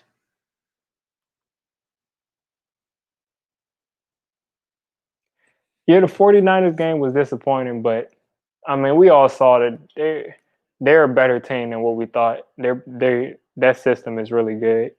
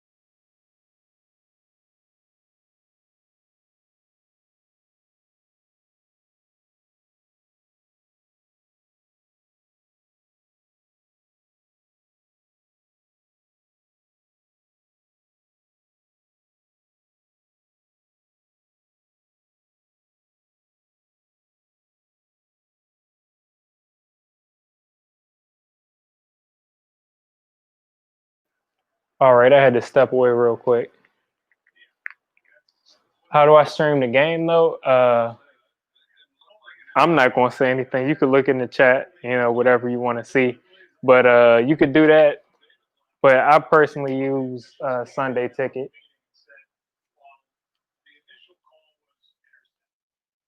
I use Sunday Ticket. I get the student discount, so it's not too bad. It's like $20 a month. So I've been trying it for the past 2 months.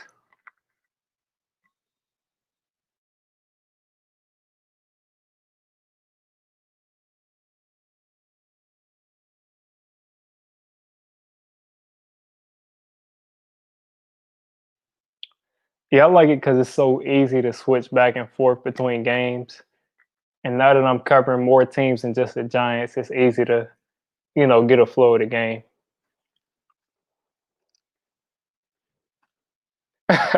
Yeah.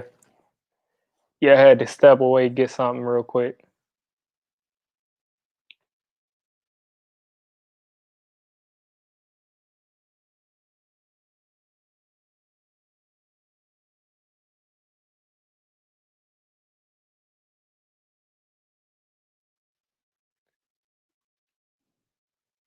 But yeah, this game is a lot more boring than I thought it would be. Yeah, that's weird. They got back to me real quick about the student discount, but I would not buy it if they didn't have that. I think it was like a big difference.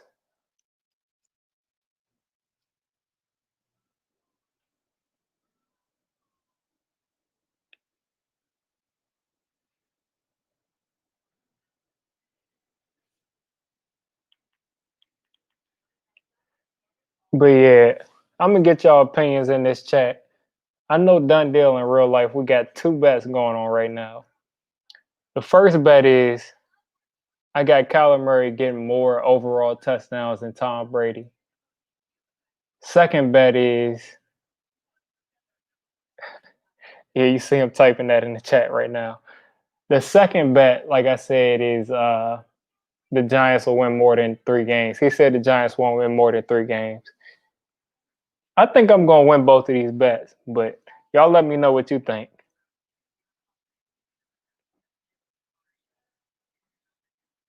Cause I think he giving me free money. Cause even with Kyler Murray having that bad game, he had another 3 touchdowns last week.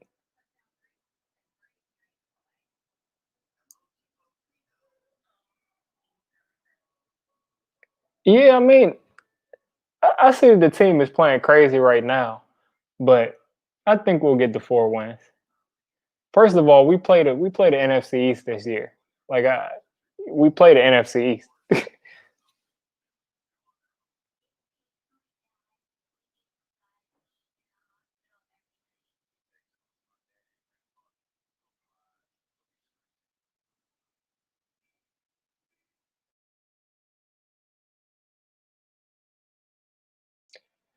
We play Washington twice. We play the Eagles twice, and then I expect us to win one more of those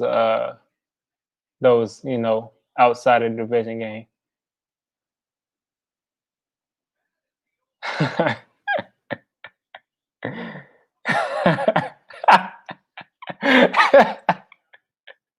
Yeah, we got to get the 4 touchdowns before we get the 4 wins.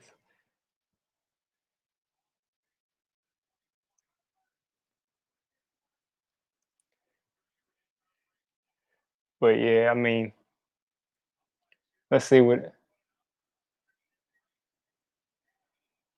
See, I've been hedging my bets to.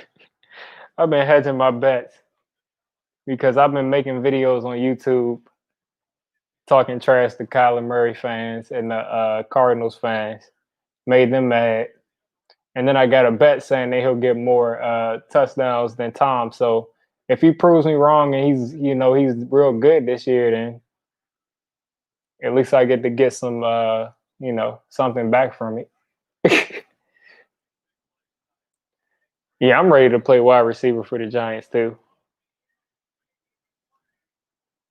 If y'all running comeback routes, I could run that real good. Run me a 5 yard route and turn around.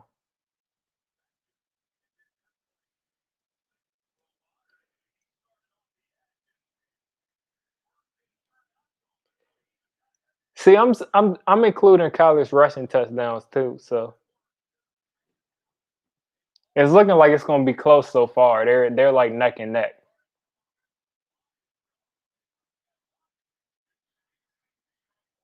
Look at Tom moving around in the pocket. People try to say that Tom is a statue. Look at him doing all that moving around. I think Kyler might have around 28 passing, but like I said, he's going to have some rushing touchdowns too.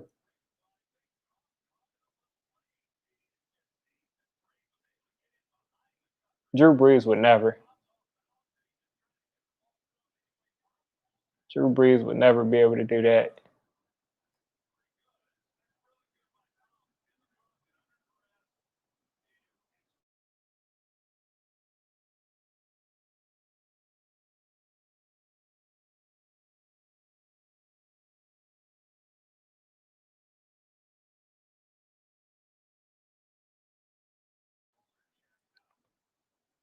What's going on, Word? Yep, we just talking, watching this game,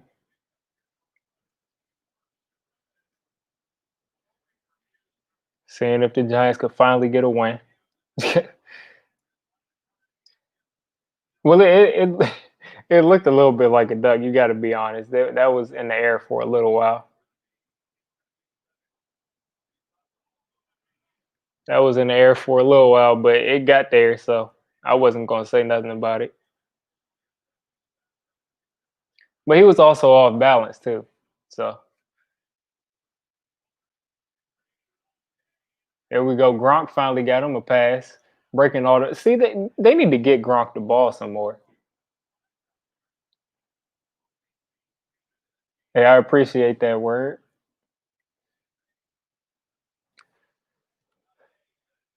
Yeah, we just. I mean, I just want to see a win, man. I got the bet going on to get us for us to get 4 wins, but I mean, I just want to see one.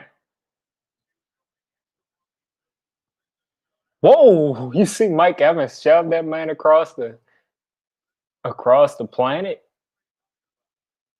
but I think he flopped. There's no way you get pushed like that across the planet like that by another. Uh.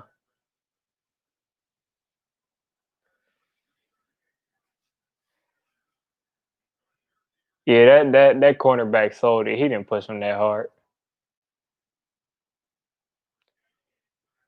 I feel like either way I win because uh yeah, he wasn't getting no blocks on that.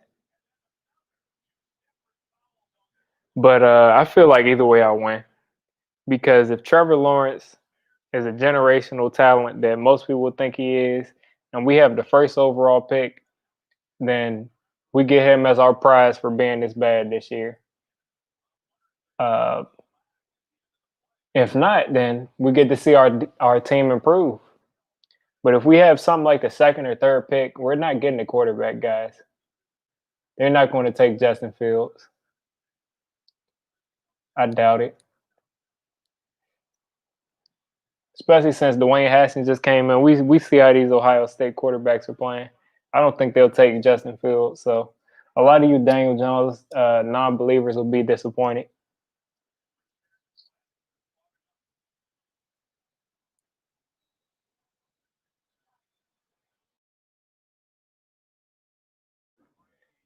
I don't think they reached on Jones. I think first of all, there was a lot of reports saying that he was going to get taken at 10.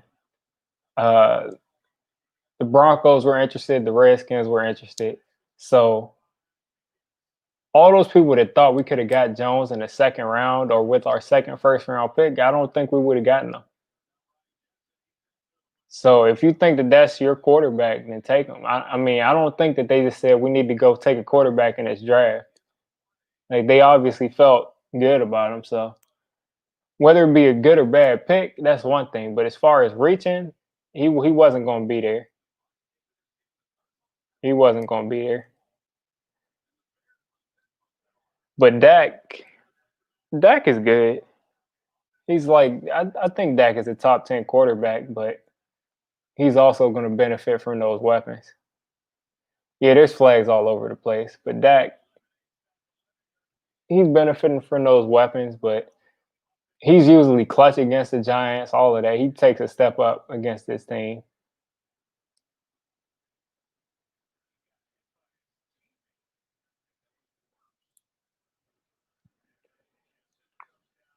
Like Dak is on pace for last time I looked at it, Dak was on pace for 6,600 yards. But you know the Buccaneers are the most penalized team in the league. They're like that every year. All of Bruce Arians' teams, they're the most penalized.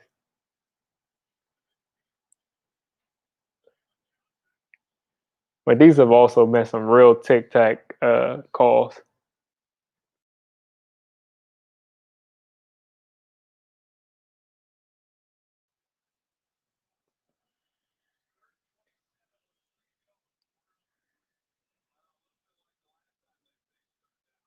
Yeah, we might. I think we're towards the bottom. The funny thing is, last year we were the most. We were like in the top three of least penalized teams, but it didn't matter because we were turning the ball over all the time. That's a touchdown. Wow, what happened right there? And another flag. Wow, they hit Tom Brady late.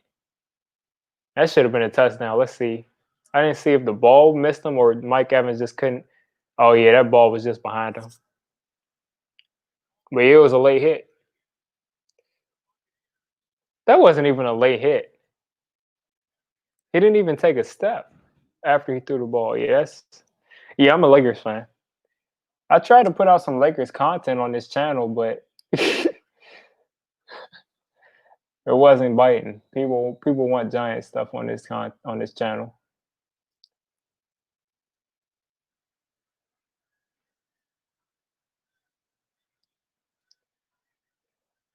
Done deal. That wasn't a late hit. Khalil Mack didn't do nothing but breathe on him. Like his chest tapped Tom Brady while he was throwing the ball.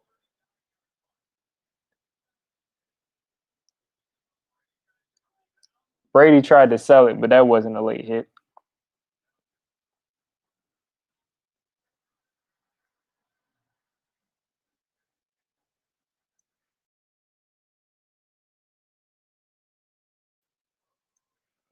But yeah, the Lakers finally looking like they're gonna do something.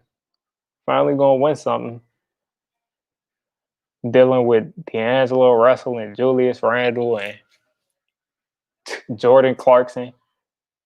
Like imagine me as a Lakers fan uh going from Kobe and Shaq and all of these players to having to watch Jordan Clarkson and all of these trash players and Jordan.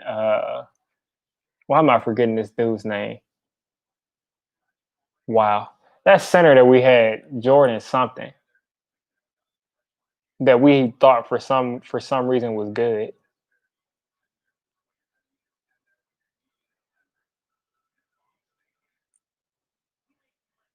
Like it got to me when Kobe was getting like 14, 15 assists a game, getting the ball to Earl Clark. Like that's when I knew we was headed for some garbage.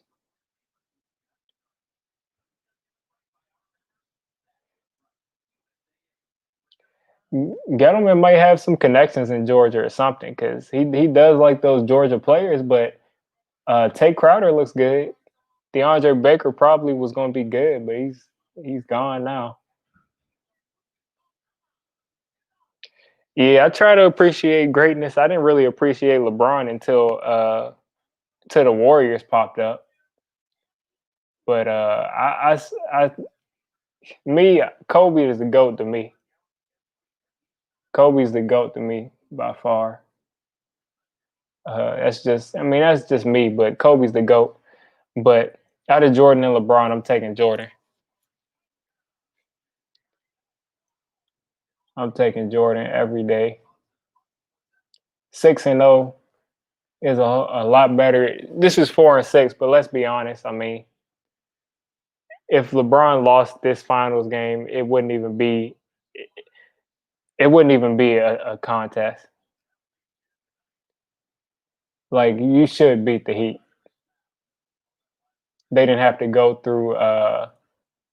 They didn't have to go through the Clippers. They didn't have to really go through much of any team. Like this is a consolation championship.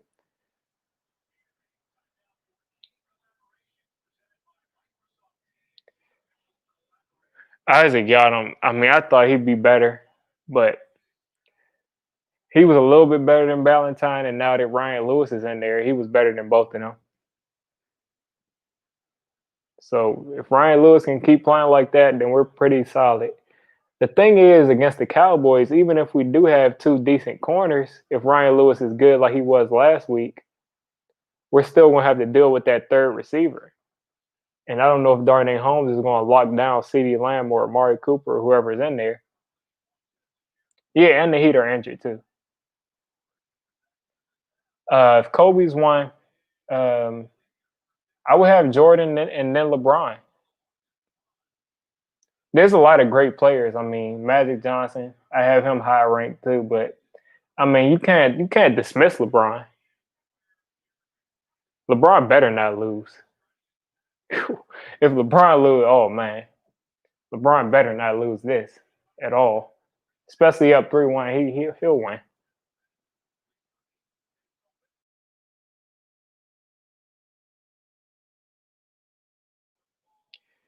Yeah, I would say Kobe, Jordan, and then LeBron. You can't really, like I said, you cannot dismiss LeBron.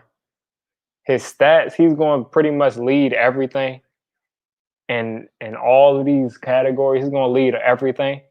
So as far as longevity, LeBron is going to he's going to play forever, and he's going to be good for a long time. But you asking me who I'm taking at their best?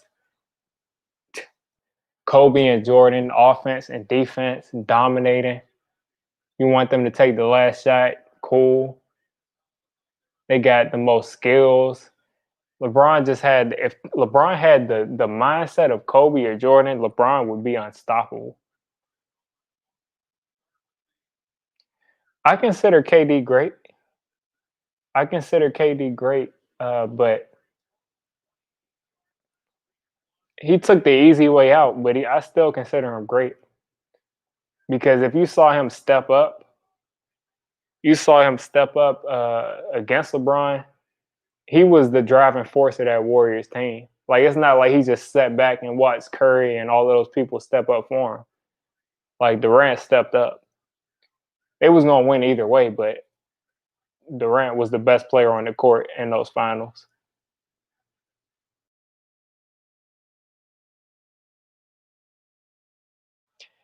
I don't even think LeBron cares about what Bronny did. I just think he probably cares that it's on live.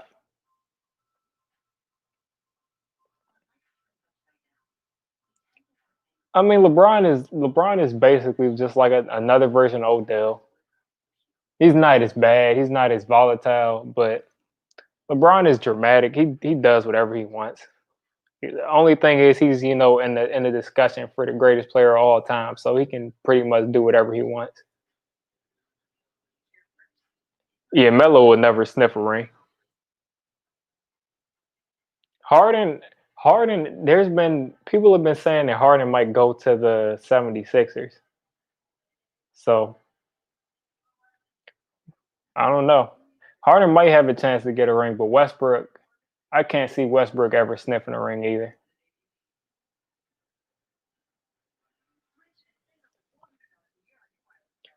Westbrook, he just every time the going gets tough for Westbrook, he's just like, I got to step up. I'm a dog.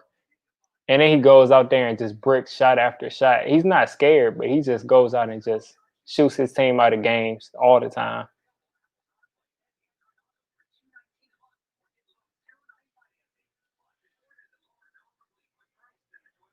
Yeah, but out of those three, I would say Harden might get a ring if he goes somewhere else with a lot of other players. But other than that, I doubt any of them will. And I'm ready to say Giannis. Depending on where he decides to go to, if he leaves the Bucks, I'm ready to say he won't win a ring because what he did this year was just inexcusable. Like I don't Giannis to win MVP this year and go out the way he did. That's no good. Yeah, Lil B cursed Harden and Harden tried to laugh it off, but still going on. Yeah, Giannis can stay there if he want to. I mean, we won't win anything. You don't realize if you want to win, you got to go.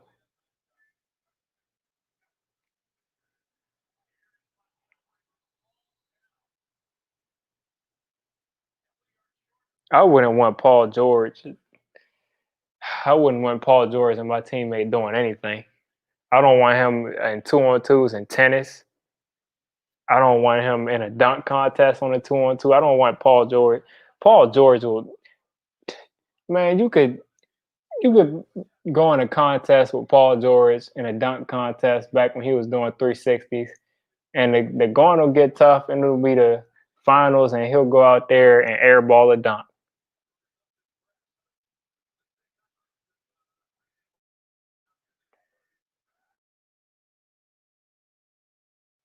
Is that about to be caught? That looked like some pass interference right there. You can't just push. Yeah,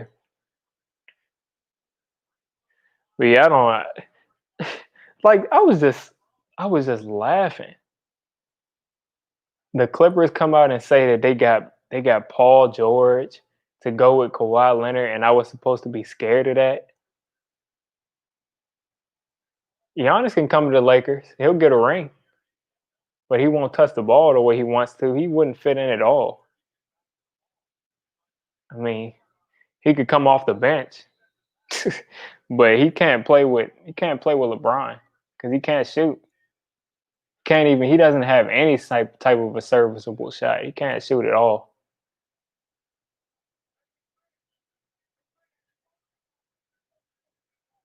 But what was I saying about? Yeah, they came out expecting me to be scared of Paul George and Kawhi Leonard.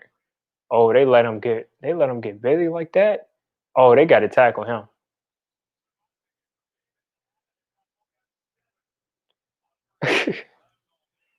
Yeah, but yeah, nobody's scared of Paul George. At that point, I knew that I thought we would beat the Clippers in the conference championship, but they didn't even make it because of Paul George. But that's Kawhi Leonard's own fault. He wanted to try to sabotage LeBron out of getting free agents, and look what happened to him.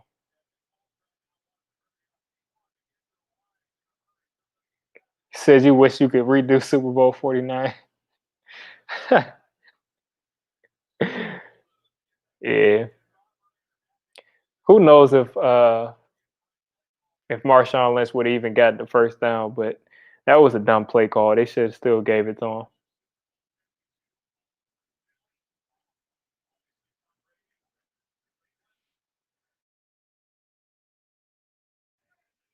Like that was no excuse. They should have gave him the ball.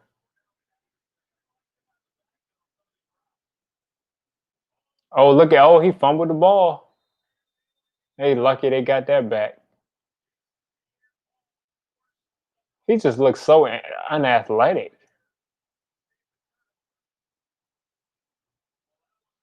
I don't know why he couldn't throw the ball, but he just didn't look athletic doing that at all. It looked bad. Oh, okay. He hit his arm. Oh, that he could have hurt him that way.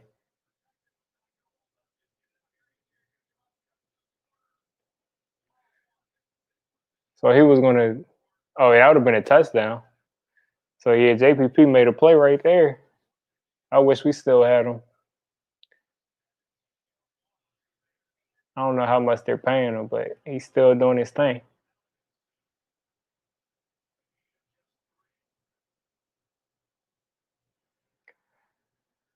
But what is Foles' true self though?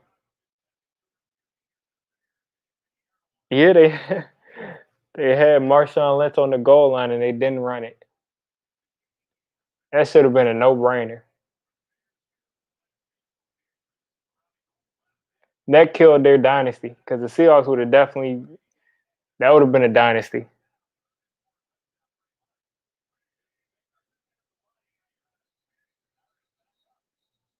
Yeah, this is some sloppy football today, or some you know all-star referees that see every penalty that happens.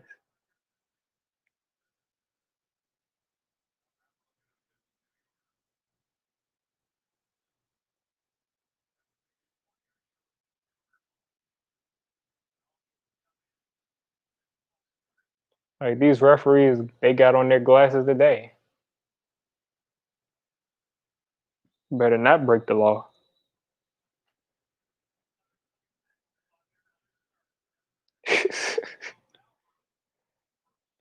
Like they getting all the camera time today.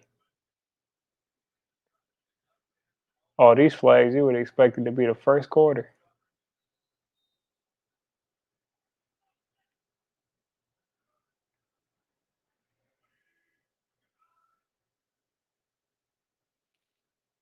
Yeah, this is the worst. Yeah, you're right.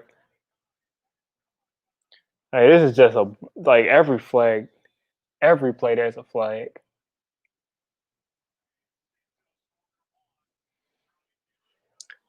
Yeah, MetLife can reopen. Me personally, I won't be going to a game this season, but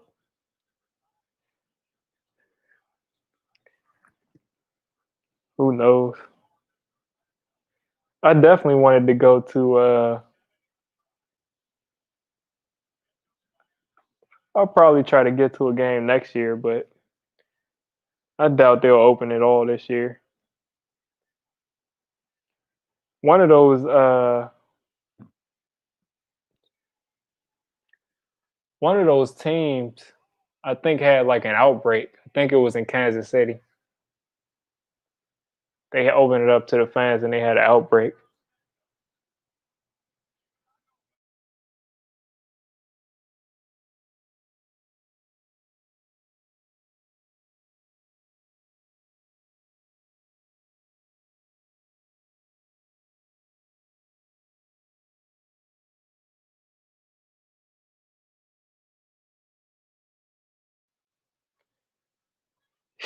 Yeah, I think the Dolphins said that they would open up their stadium to full capacity in like a month.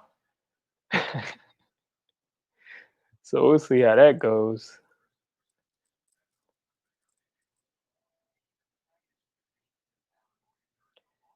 Yeah, that just stole the whole year away. I feel like if that wasn't happening right now, Daniel Jones would be throwing 3 and 4 touchdowns. But that cut everything. It cut everything short. Saquon probably wouldn't have got injured. Nick Bosa probably wouldn't have got injured. All of those guys, yeah,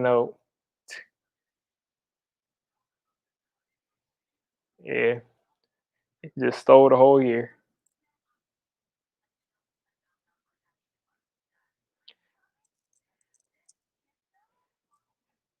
Yeah, it's nothing like it because the players we can hear a crowd on the TV, but the players said when they're on the field they don't hear anything.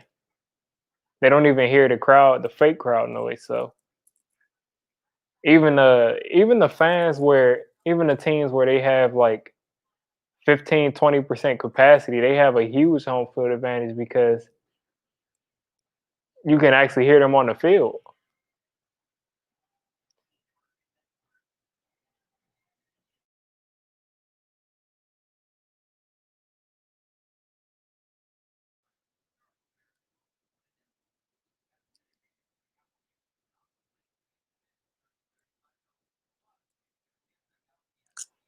But yeah, hopefully by next year, week one, there's actually football with fans, no holdups.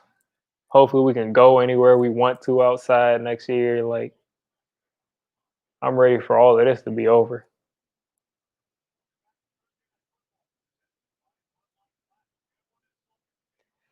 Yeah, like that has to be crazy to just be out there.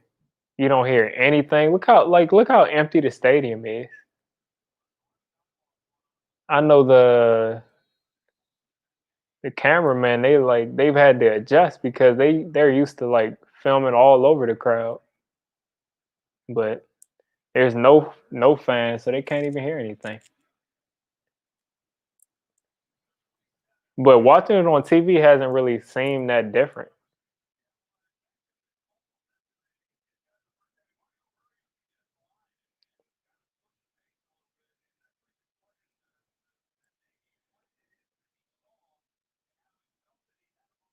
Poor Mr. Bisky just looks so defeated. It's just sad. Because Mr. Bisky and Nick Foles are basically the same guy. but Nick Foles knows the offense better. Ronald Jones is running hard today, getting up the field.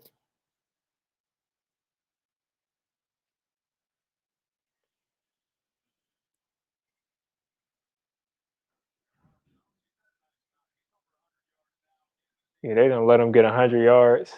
That's what I'm saying. The Bears defense, if not for a couple of misses by the Bucks would be up like 30 something to 17 right now. For them to be this good on defense.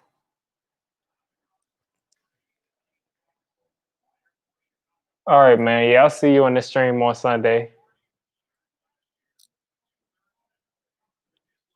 I can't wait to see Kyle Allen play this. A Washington fan commented on my one of my videos earlier today, talking trash, comparing Haskins to Sam Darnold and Daniel Jones and Jared Goff for some reason. And I said, why are you comparing a third string inactive quarterback to three guys who are about to play this Sunday? Yeah, he was mad. Can't wait to see Kyle Allen and Alex Smith suit up this Sunday.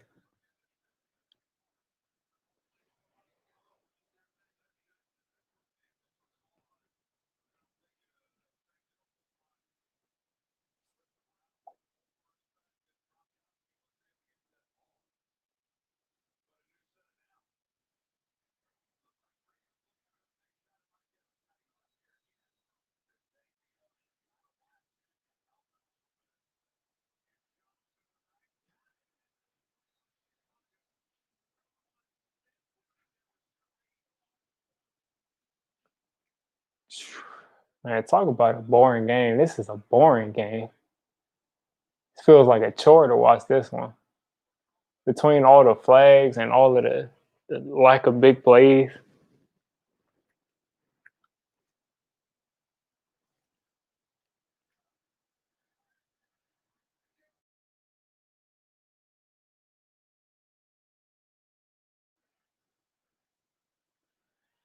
Khalil Mack is in his face today. They threw a screen to Gronk. Finally, they got him the football. Thank you. Something finally happens. That's what I'm saying. They actually designed a screen for Gronk. Thank you.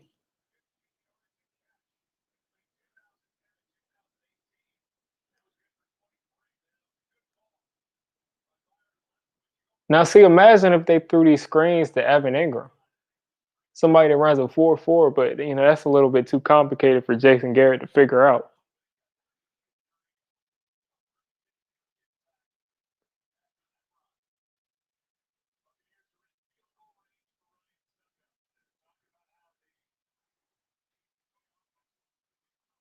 Yeah, that's what I'm saying. It's mostly the flags and just make you zone out.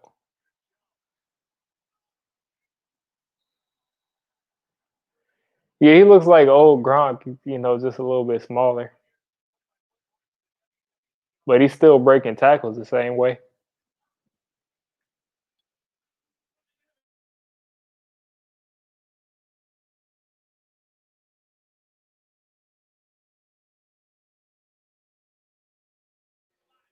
Man, I remember when I was younger, the WWE draft used to be like the Super Bowl to me.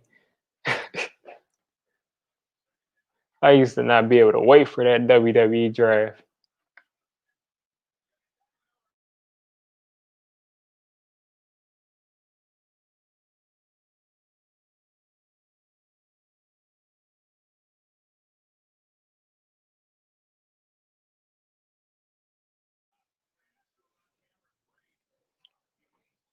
Man, I forgot Cameron Brate was on the team. I haven't seen him catch a pass in who knows how long.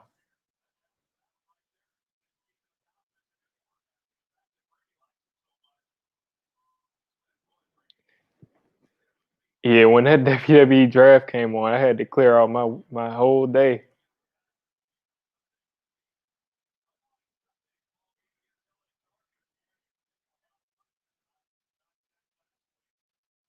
Why is Khalil Mack playing like this today?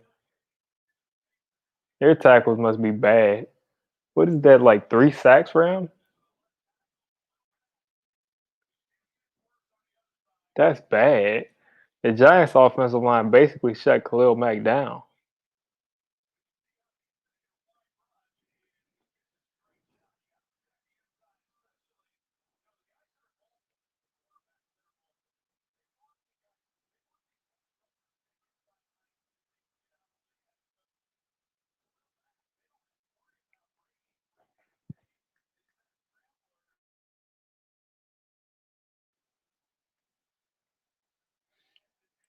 That was a good play. So they're gonna have to go ahead and kick their field goal. Yeah, this is a boring game, man. Whew.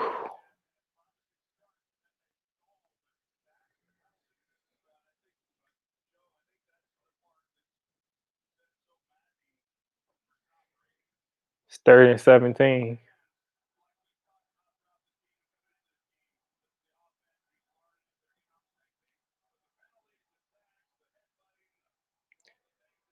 It's probably boring too because I don't really have somebody that I'm rooting against. Oh, oh, yeah, they might go for this one. 4th and 1. I think they should just go for it here.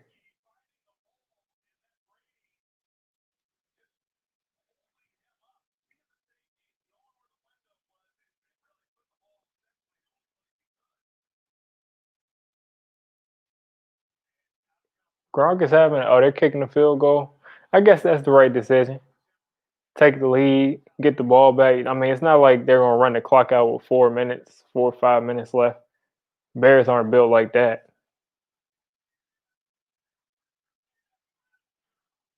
Just make sure you make it. Yeah.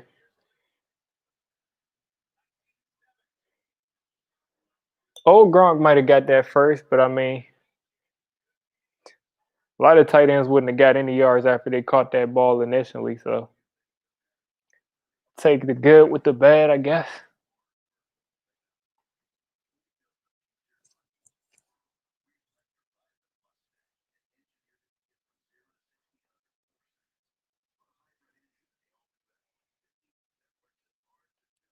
Yeah. Yeah, like I said, WWE used to be the thing to do, but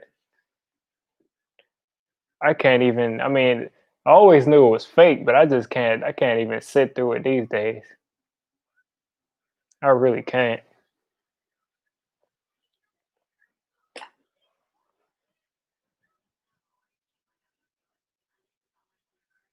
Especially when I'm supposed to take Triple H serious as the little as a general manager or whatever he is.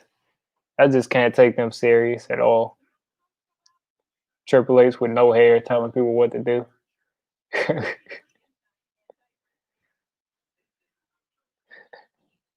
Like I remember Triple H went to go get Shawn Michaels out of the pizza store. Shawn Michaels super kicked everybody. It's sweet chin music to everybody in the whole pizza store and went back to DX.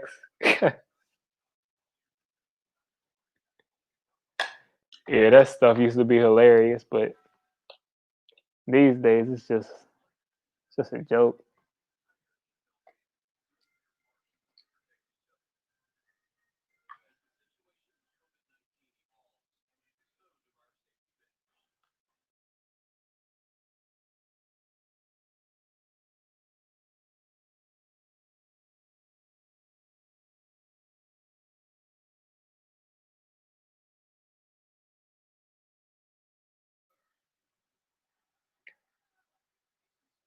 Man, I haven't been able to see much college football season, college football either.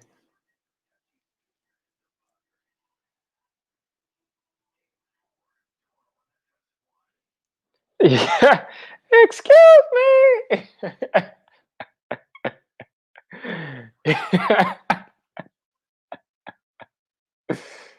Oh man. Yeah, they used to be real entertaining. I remember they had Vicky dating Dolph Ziggler. It's like what is this is a mess. I think she took Teddy Long's job after he had the heart attack or something like that. I'm probably getting it mixed up, but It used to be hilarious.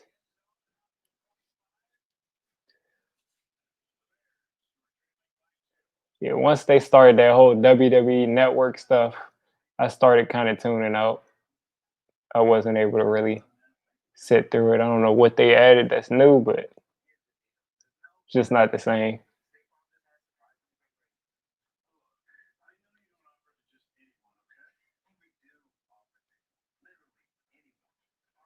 You said, "Oh, he's okay." I thought you were talking about Paul George, the PG. Yeah, they're not going to stop with the little PG stuff for PG-13 stuff or whatever they're doing. It's working for them, and their ratings are still up there. I don't think that WWE ever stopped for you know the illness.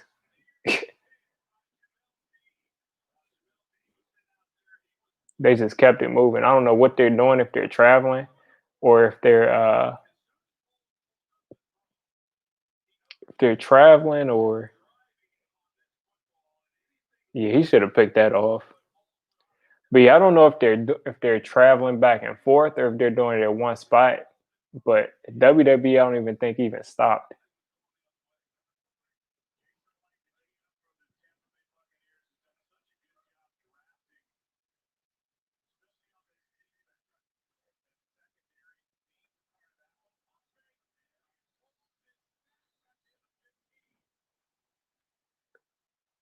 Yeah, the Bears defense is good, but I mean, at the same time, like I said, you very easily could have like 24, which I thought all you got to do is score one time to get to like 24 points.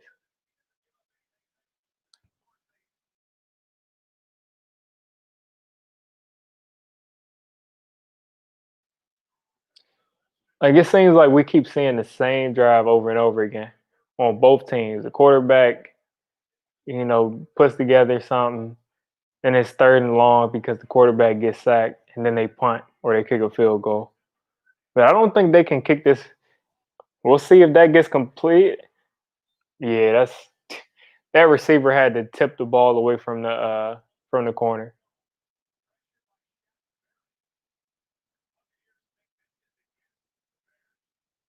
What's that offensive pass interference or holding? Wow, roughing the passer. Wow. And you see now you don't hear the crowd's reaction to these calls or anything. You definitely miss a lot.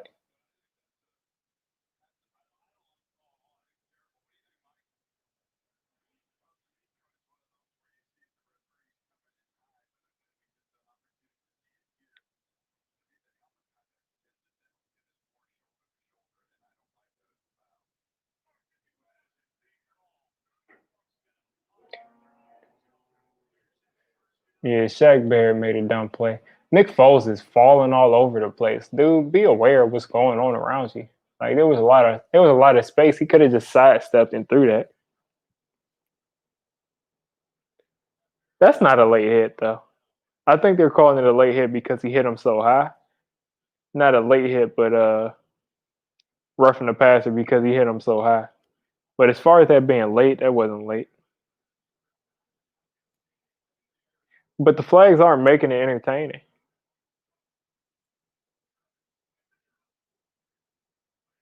Flags are just okay. That's an interception. Nick Foles is just throwing it up for grabs.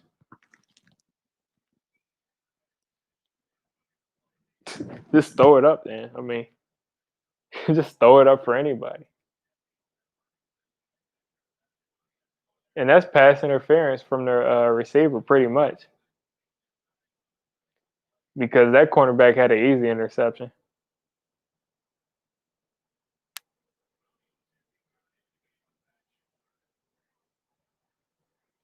Third and 8. See what Nick Foles got if he has another comeback in him. You got to think they're probably going to go for it on fourth down too. So yeah, he's getting hit every time. He's getting hit every time he throws the ball. So they got 3 timeouts. I think you got to punt it. Yeah, they're going to punt it. 3 timeouts and a 2-minute warning. You got to punt it. Now you got to hope that they can stop Tom Brady from running out the clock, or Ronald Jones from running out the clock. Did Leonard Fournette play today? Because he was definitely active, and I don't think he got. I don't think he got any carries, but he was active.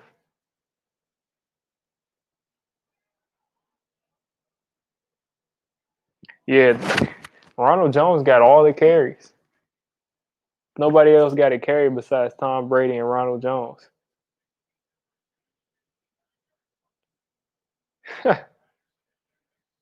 Yeah, the Yankees won. Yeah, the Yankees deserve a World Series for what happened to them with the Astros.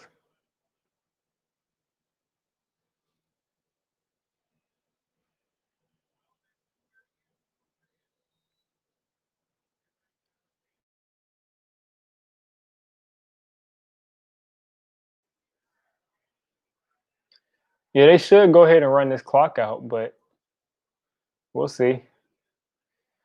They can get the ball back. I got faith in Nick Foles, and he shot that gap.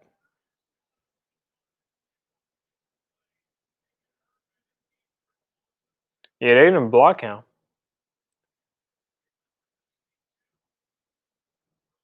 They didn't block him at all. I don't know how you leave the defensive tackle or whatever he is, someone right in the middle of the line unblocked, but they didn't block him. Yeah, that's just a miscommunication.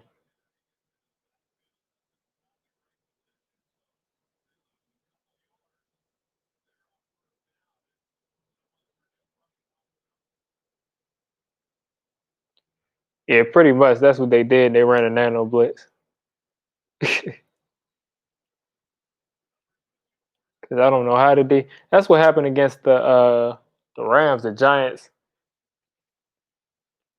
sent defensive tackle unblocked. Got Giants fans thinking Austin Johnson is the answer at defensive tackle because he got a uncontested sack.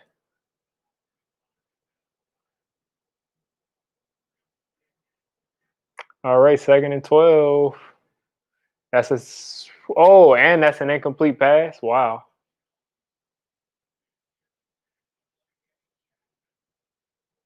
Yeah, that was a bad decision for that to be an incomplete pass.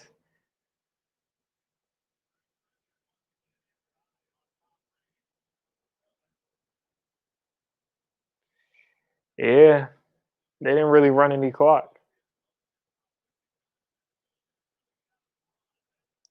Yeah, that was gonna be an interception, but let's see if they throw it here. Then they didn't run any time off the clock with like 5 seconds.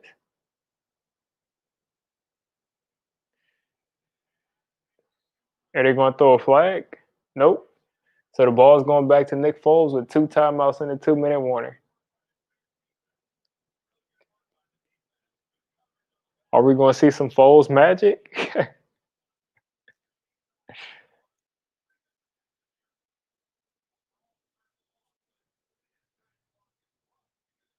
Yeah, Chuck Pagano is back where he belongs at defensive coordinator.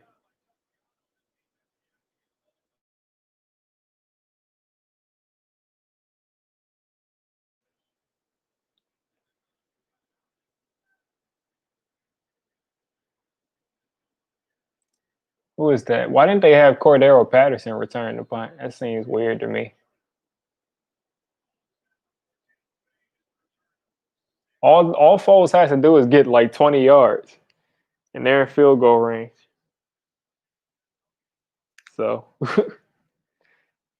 you just gotta hope that there's either a 3-and-out, you can't move the ball at all, uh, or that they leave enough time for Tom.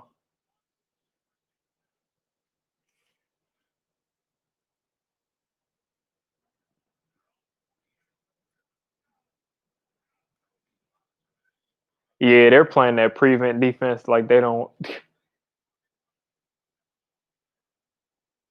I don't know why they're running draws. Matt Nagy is an idiot. I think they just wanted to run that clock down.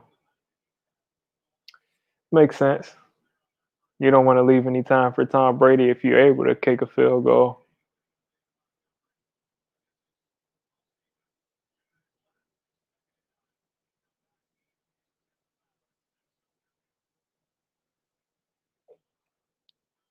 And see, is this how the Bears offense looks with Allen Robinson?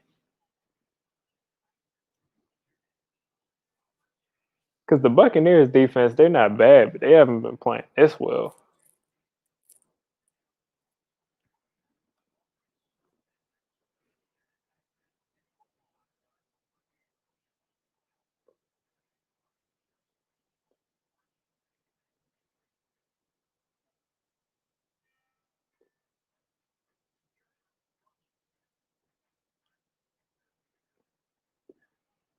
We'll see. Can Foles bring him back? I don't know.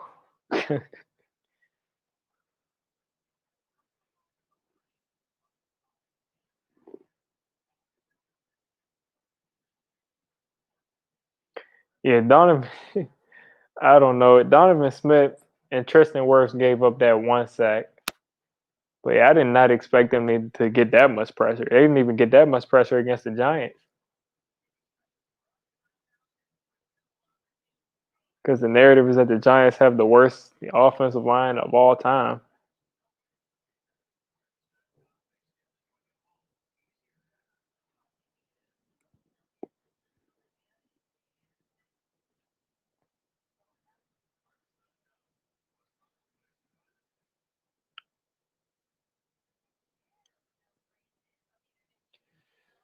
I feel like with games this morning, you shouldn't even be able to go to commercial. Like, just show the game. I'm already sitting through enough boring stuff to have to sit through some Invisalign commercials.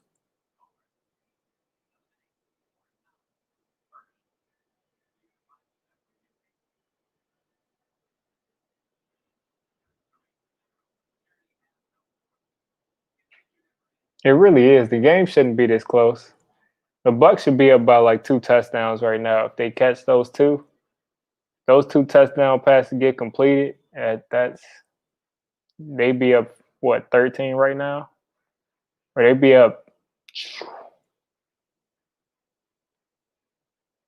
16. I'm pretty sure, counting these 2 points that they're up now. So yeah, those two missed completions hurt them.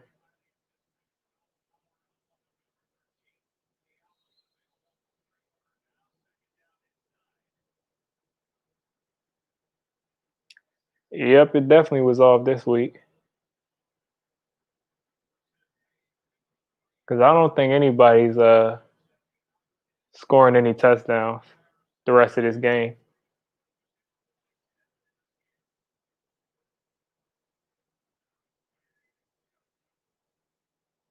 See what Nick Foles got. Oh, that was a perfect chance for that to be an interception if there was a safety over the top. You almost never see that ball in the air that long and it not be an interception. That's a textbook interception, it looked like.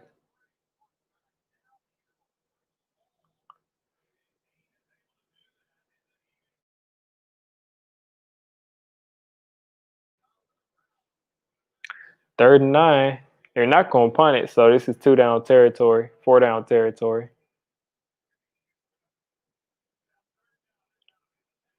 All right, quick first down right there. They're about 5 yards out of field goal range.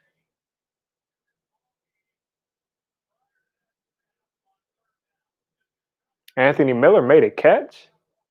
Wow. Finally. Talk about a disappearing act.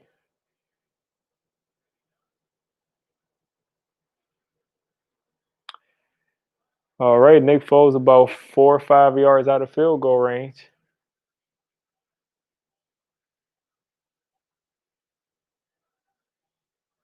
I did not expect the Bears to be in this game. No, you don't want to lose yards.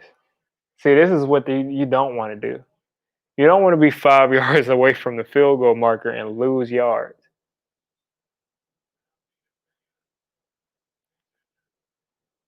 Wow, and then they have to use one of their timeouts. The Bucks have to use one of their timeouts because of Vita Vea laid out.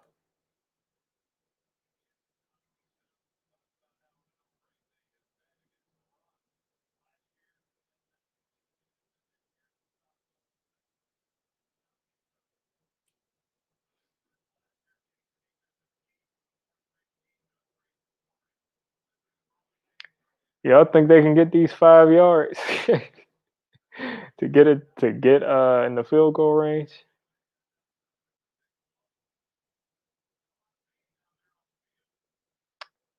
I don't know. Oh man, look at his legs.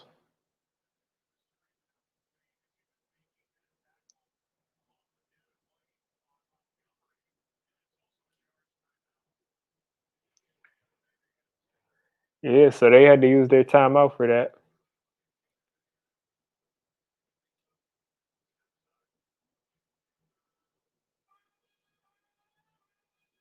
Again with the commercials, man. Like he's already on the sideline at this point. Just want to wrap up the game. We've stayed here for this long.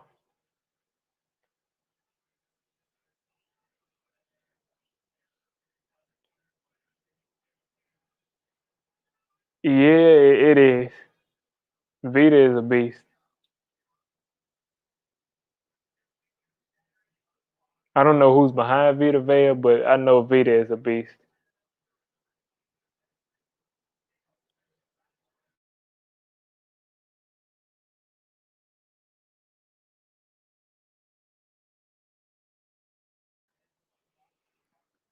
Hopefully he comes back. But that didn't look good, that leg injury.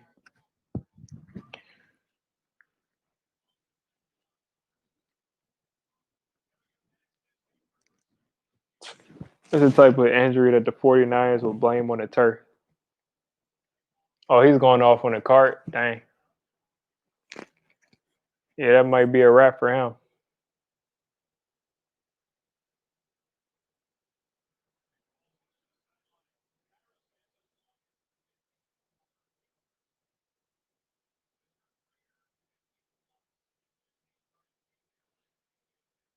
Is that Matt Prater?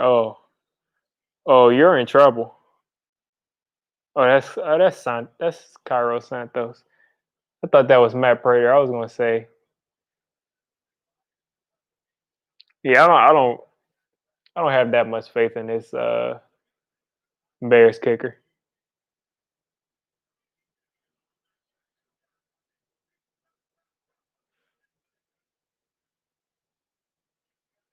Oh, they left him open. Wow. Yeah, that's bad. If I'm the Bears now, I'm running the ball because I don't want to score and leave time for Tom Brady. I don't want to do that.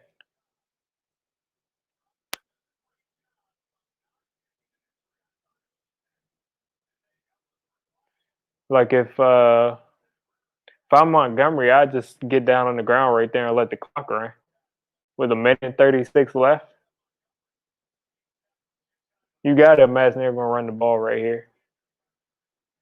Yeah, that's what they'll do.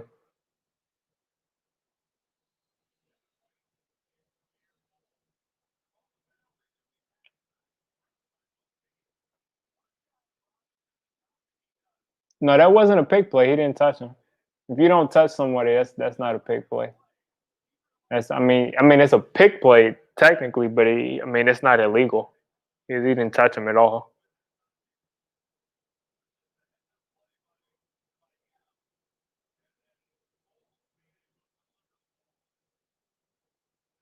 Now, if he ran into him and like blocked him and like hit stick him, that'd be a flag. But he didn't touch him.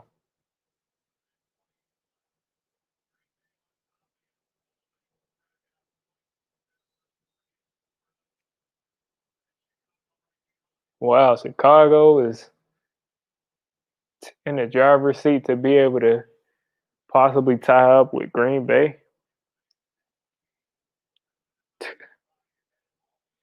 Wow.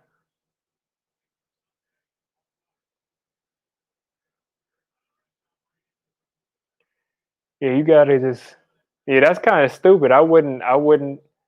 Wow. And then he drops the ball right there. See, this is why you don't. You shouldn't be throwing the ball in this situation because what you're going to do is you're going to leave too much time for Tom Brady to come back.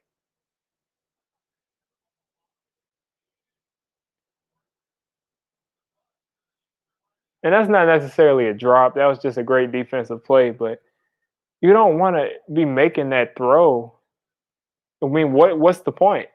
You're in decent field goal range. You're inside the 30. Just hand the ball off. Because what you're going to do now, like I said, is leave time.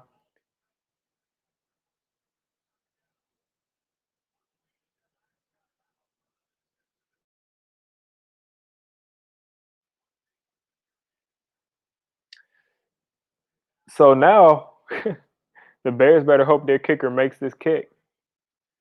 And if they do, all Tom Brady has to do is get in the field goal range to win this game. And you wasted probably about what 12 seconds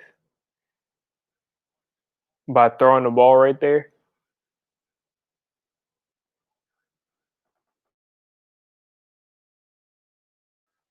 Yeah, I'm not absolutely sure that this kicker will even make this field goal, but like I said, even if he does, they're giving Tom way too much time. Timeouts or not. Like it's way too much time where he just has to get in the field goal range.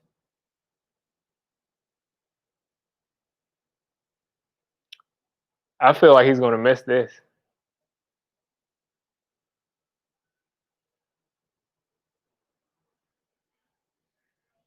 Oh, that's right. That's he made it. He made it. So yeah, Brady with a minute and 13 to get in the field goal range. Let's see if he can do it. Way too much time for Tom Brady. I could tell that kicker wanted to miss that field goal so bad. Luckily, he's good.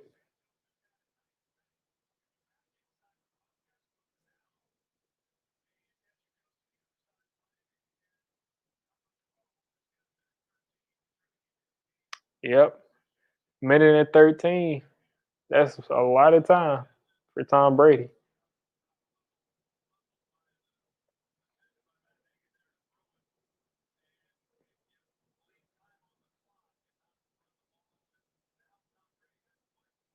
It's a lot of time.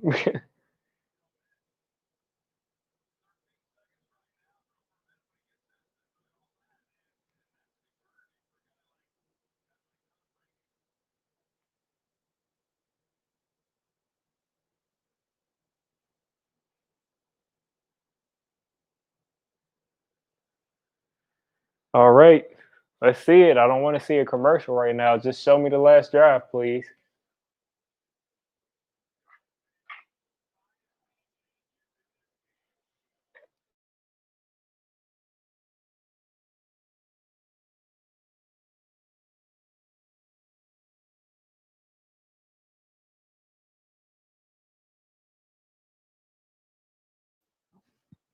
All right, we done seen this before. We seen this movie before.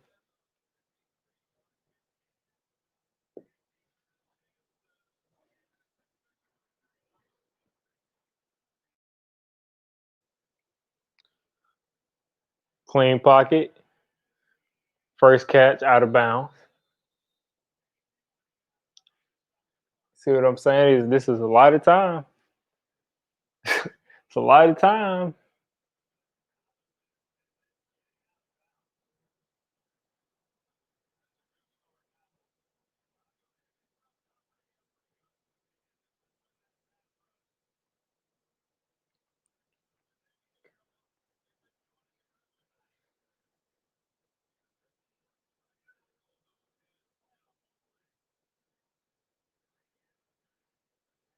Whoa.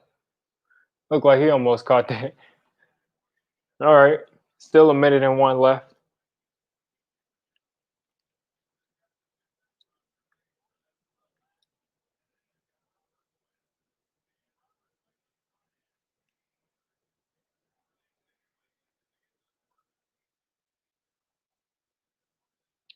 What do you need? About 30 yards?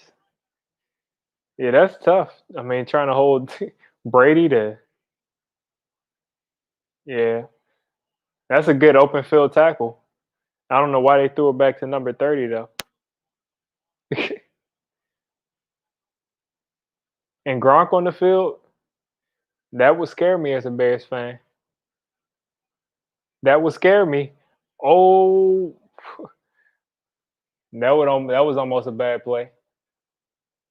Oh, 4th and 5.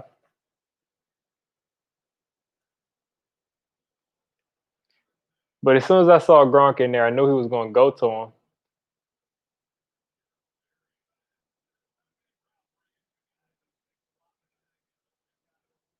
Mike Evans looked kind of open on that play. So this is the game to keep the game alive. He'll get it. Oh, that's game.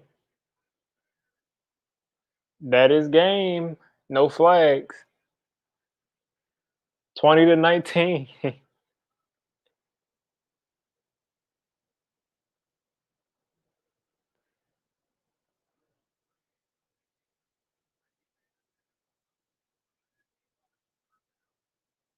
Brady thought it was 3rd down. Wow.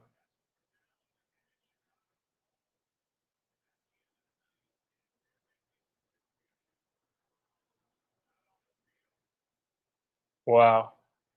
Brady thought it was 3rd down.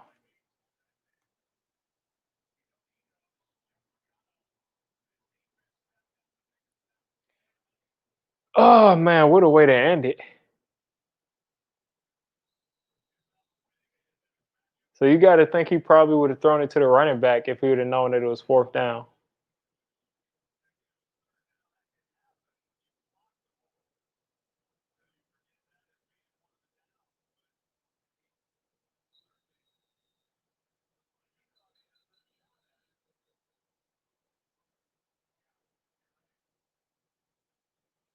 Wow. Wow. I've never thought I'd see the day.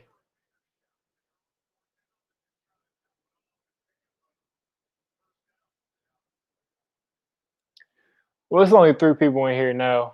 I'm gonna go ahead and get out of here. This is game. Anybody that's in here, thanks for staying throughout this stream.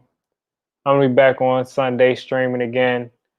Probably part of the early games and most, if not all, of the Giants game. So I'm gonna go ahead and get out of here.